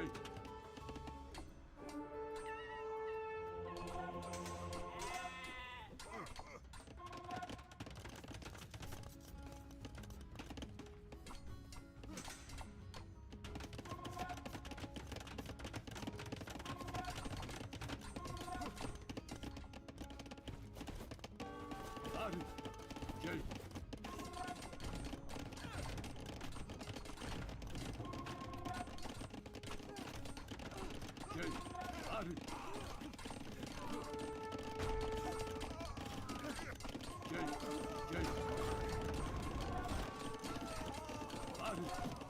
Okay. And there's Arson coming in, and yes, the slingers are very, very good.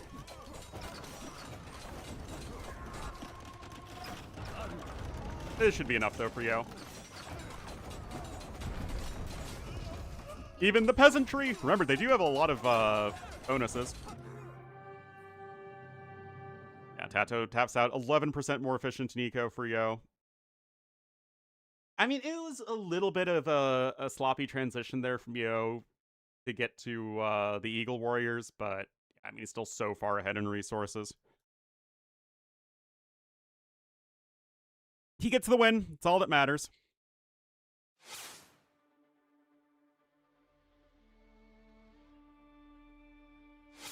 Every time.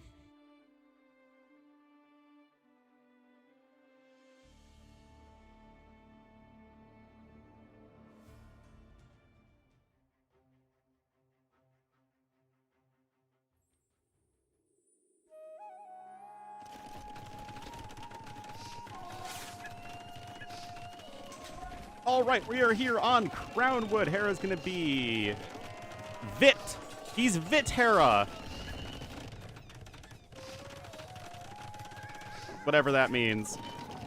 Vitality, right? That's the team with him, Leary, and Hart.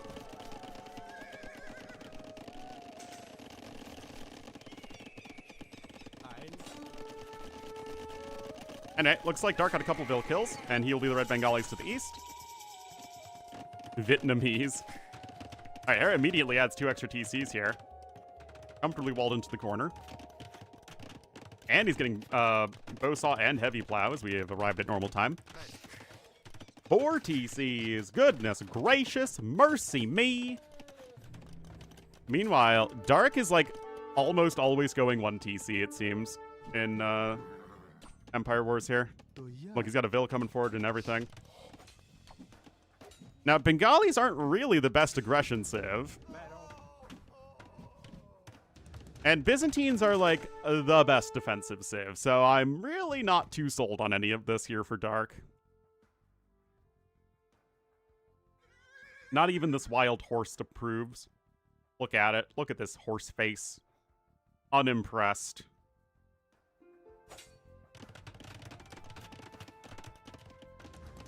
Well, Siege Workshop coming in, and at least for the nonce, Dark has a bit of a Vil lead.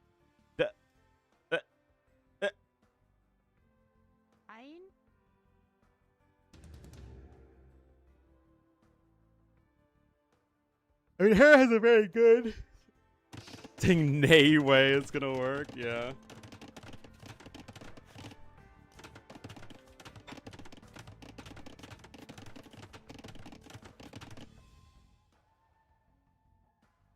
Hoy. Oh, come on.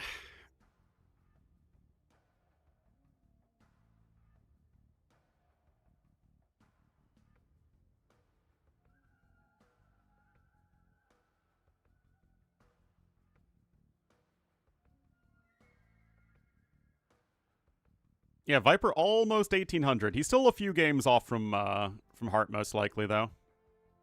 Who's currently sitting at number 4.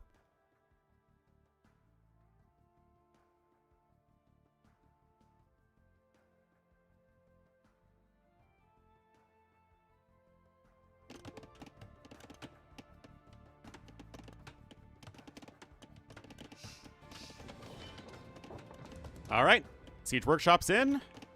I still have not the most confidence that this is going to do anything against Hera, but I guess not wanting just to play a super standard passive game. Obviously, Hera will see the forward Siege Workshop, we'll see the Elephant Archers, and will, hopefully for him, properly diagnose what he needs to do to defend, which will likely involve Mangonels and Monks, and maybe Skirmishers.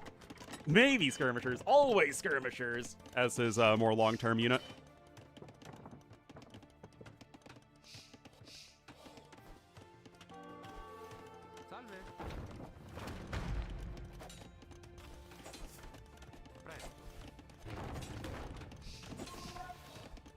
All right, manga there.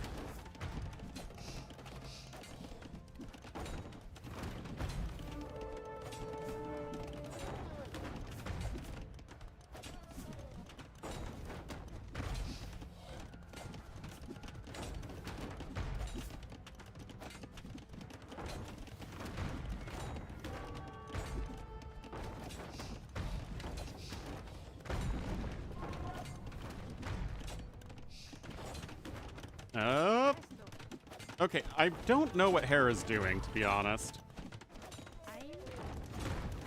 Okay, there's the first monastery coming in. Like, Hera's known about these elephant archers for a long while. Guys, is Hera screwed? I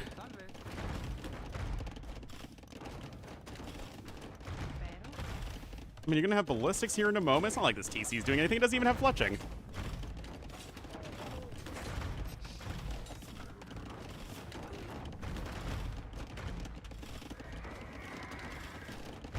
There's ballistics.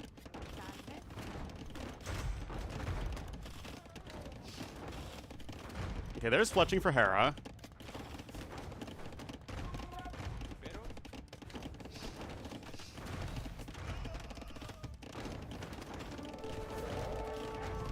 Do need some reinforcing elephant archers. Okay, there's the first monk out. I guess Hera's still totally fine. I mean, it is quite a bit of idle time, but the thing is, Hera's fundamentally taking good fights. I say that as he loses a Mangonel. Okay, he loses another Mangonel there. That is very S-word. Hera's weakness confirmed, yeah.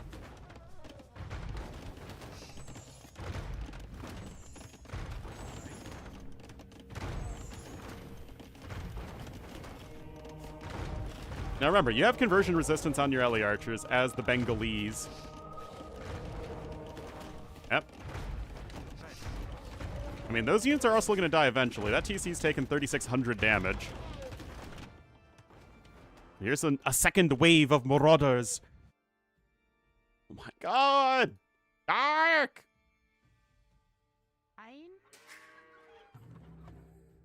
Yeah, really not too sure what Hera was doing. I mean, he went 4 TCs. I get it. That's already extremely greedy, even if he is in a good defensive position and is Byzantines, but it felt like he was really slow to react to this. And then Eddie Banks with the 37 months. Thank you so much, Eddie.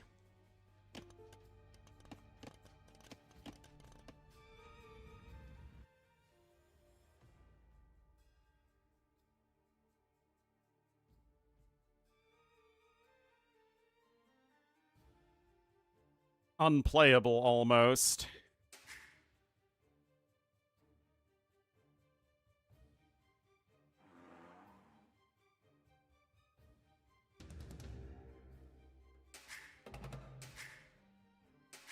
Impero? Presto. Which would be unfortunate for him, because this is an excellent way to earn a crap ton of points. How much higher elo is Hera? Hera's like 300 elo higher. That is an easy 32 points for Dark. With the win.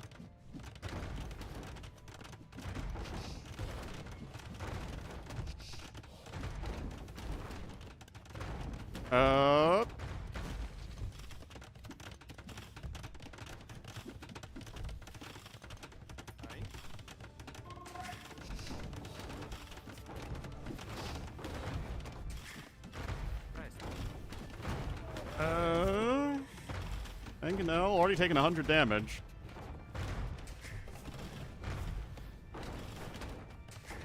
TC's getting low though. Like all those Vills are having to repair the Mangonel and not repair the TC.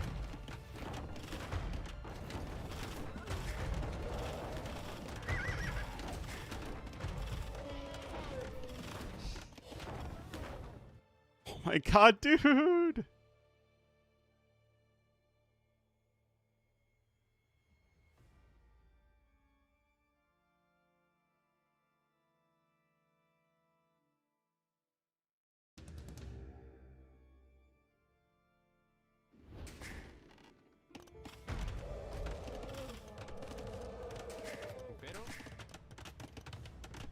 Even a battle elephant is coming in. Nice pause. This is like his 7th pause. Yeah, now things are probably gonna look... Wait, why is he going all the way back? Honestly, without the lag issues, Dark almost certainly wins this game. But now Hera... He's still not making any more units. All he's doing is making Vills. Now he's just getting Wheelbarrow.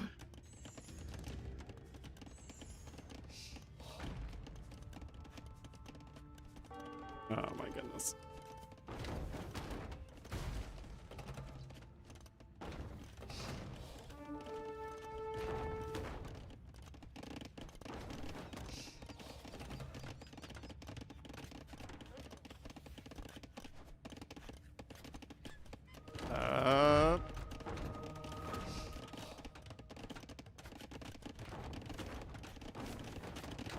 Now a bunch of stables are coming in.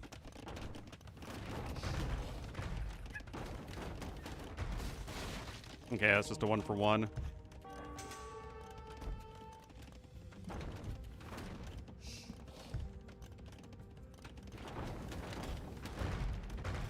All right.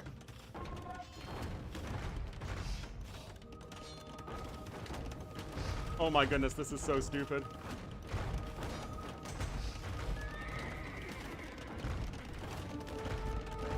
Oh my goodness, this is so stupid. Oh, that was stupid from Hera. He shouldn't have lost that unit there. Oh, and then he loses that guy for free. What the heck is going on, guys? And where are all the light cav?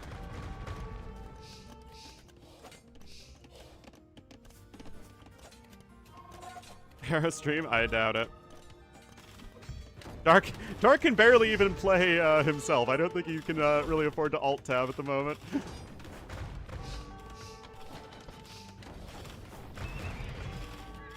That one Mangonel's taken 200 damage. Yes, Hera's literally dying to 1 TC elephants at the moment.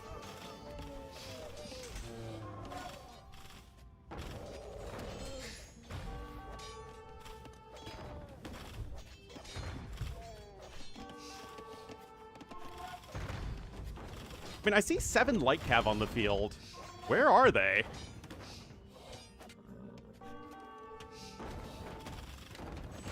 It's literally 20-6 army. Somehow Hera doesn't take an enormous amount of damage there. Okay, that's gonna be a conversion finally. Never mind.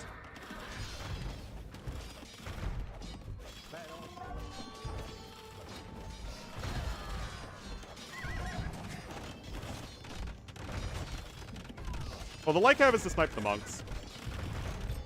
And to raid. Remember, the elephants also take less bonus damage.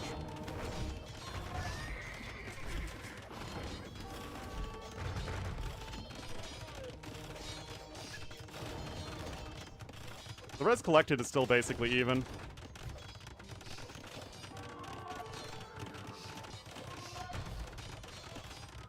Why is Hera still in the game? Because he's probably fine. He's got a population lead. Again, this TC's taken 6,000 damage. This TC's taken 3,700 damage. Hera's not actually losing anything because of the repairs.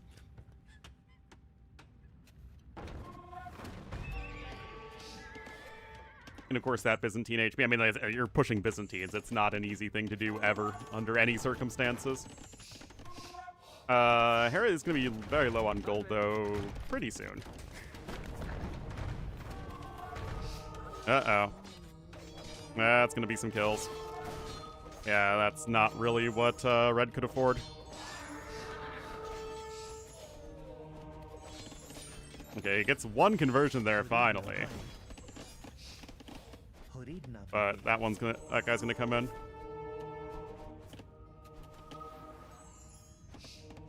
Hera's gonna need to delete you. Or just let it get converted back, that's also an option.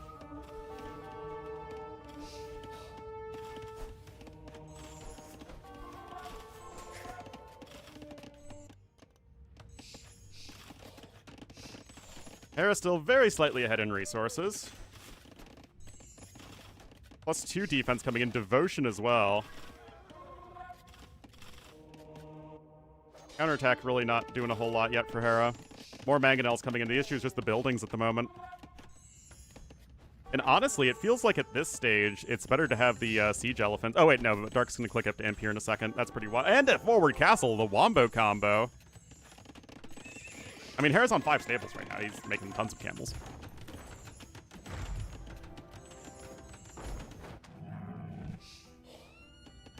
This is a very weird game.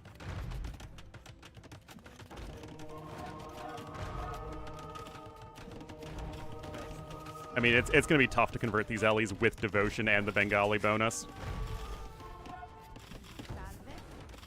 Alright, obviously this castle is priority numero uno.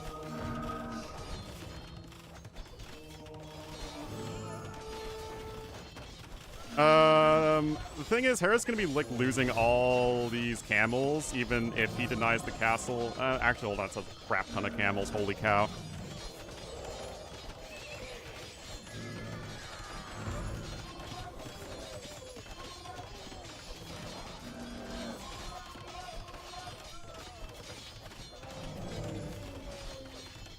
Is Hera fine?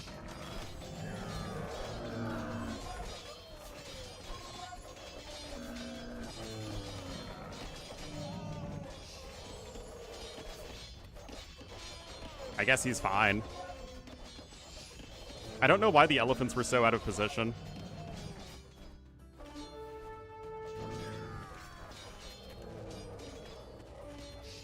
And just chill a bit, man.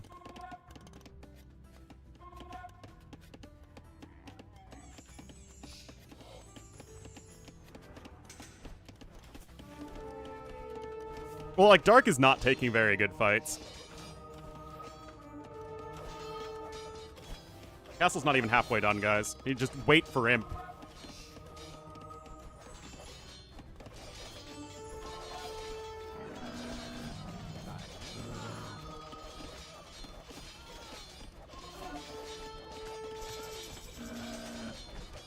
Alright.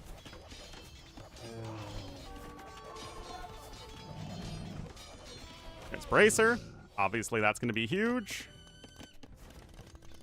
Wall the Vills. I mean, if every player was as good at walling Vills as Hera and Leary, then it would honestly probably turn the tide of a lot of games.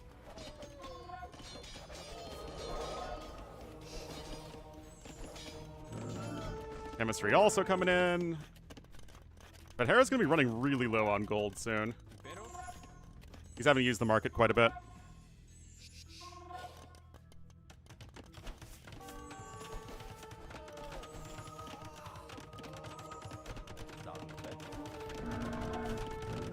Chemistry.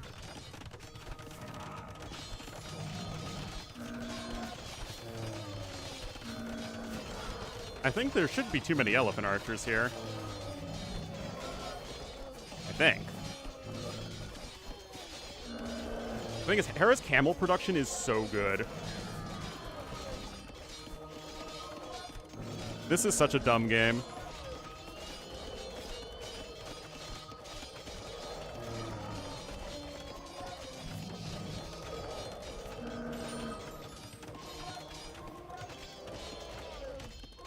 Yeah, but now we've lost all the Ellie archers.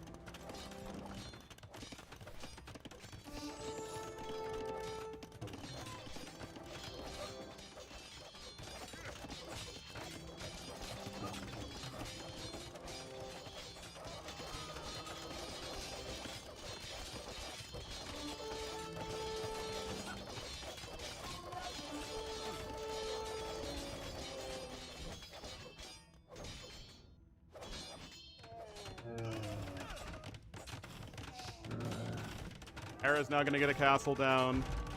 Gonna try and secure that gold, although it's kind of a tough ask for him at the moment. He's on 145 vills as Hera. Heck, he's even running low on wood. But I think the issue now is the Dark is just out of army.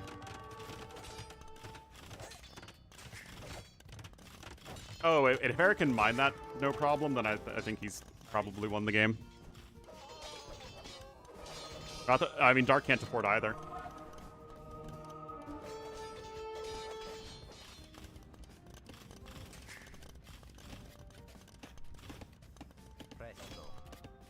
Yeah, Hera's gonna try and make a mass exodus over there. Oh, did he? I didn't even notice.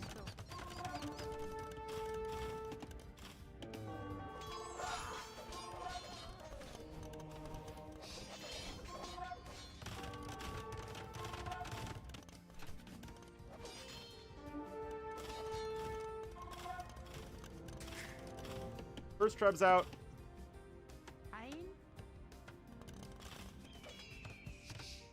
What's Dark's vision like? Okay, he actually does see that.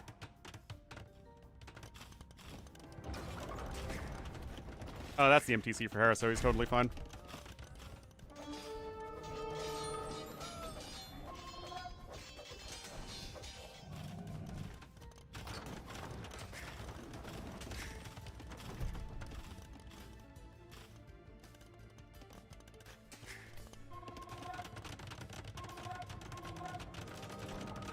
New merch? Oh, God. But yeah, the fact that Hera still has gold income is pretty wild.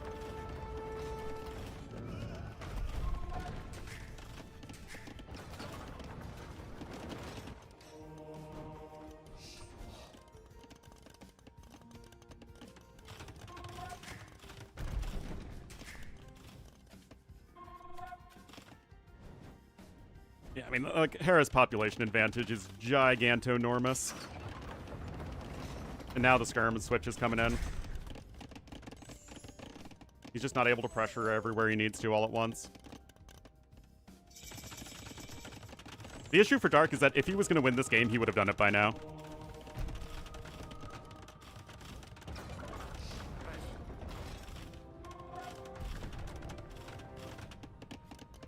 Heavy Camel coming in.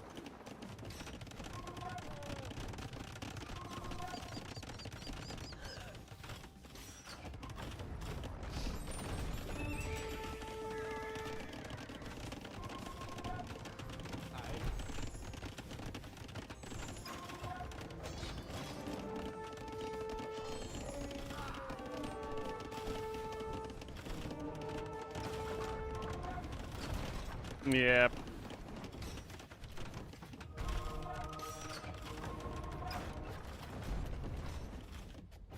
Oh, come on, dude. Play nice, chat.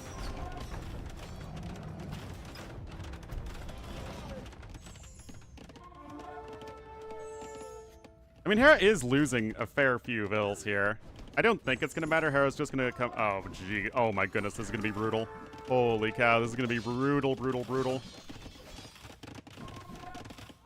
Oh, Hera, was that patrol stacking I saw?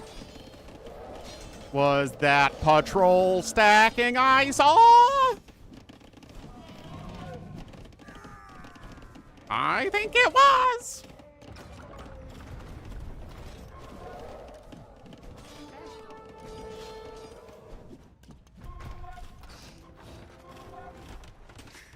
Hera adding another TC there.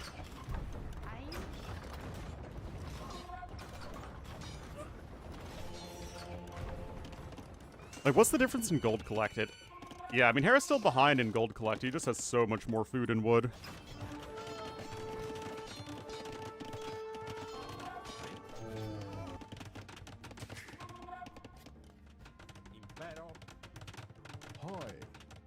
I mean, guys, Hera's chilling at max pop right now versus 100. He just, again, it's Hera. He has so many more resources than his opponent, and now he's got the exact answer to what his opponent has, which is skirmishers.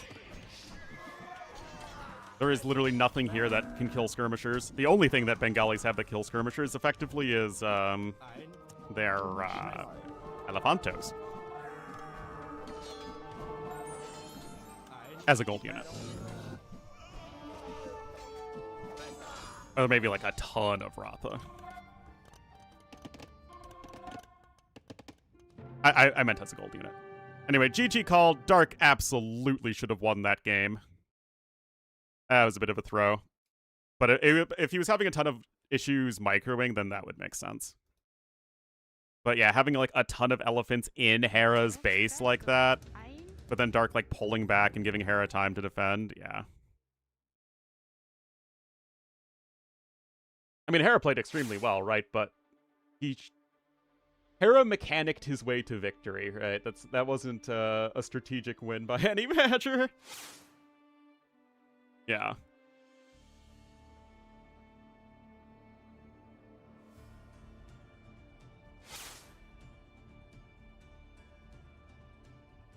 Anyway, that's going to be it for me today, guys. Thank you so much for watching. I'll probably see you guys tomorrow.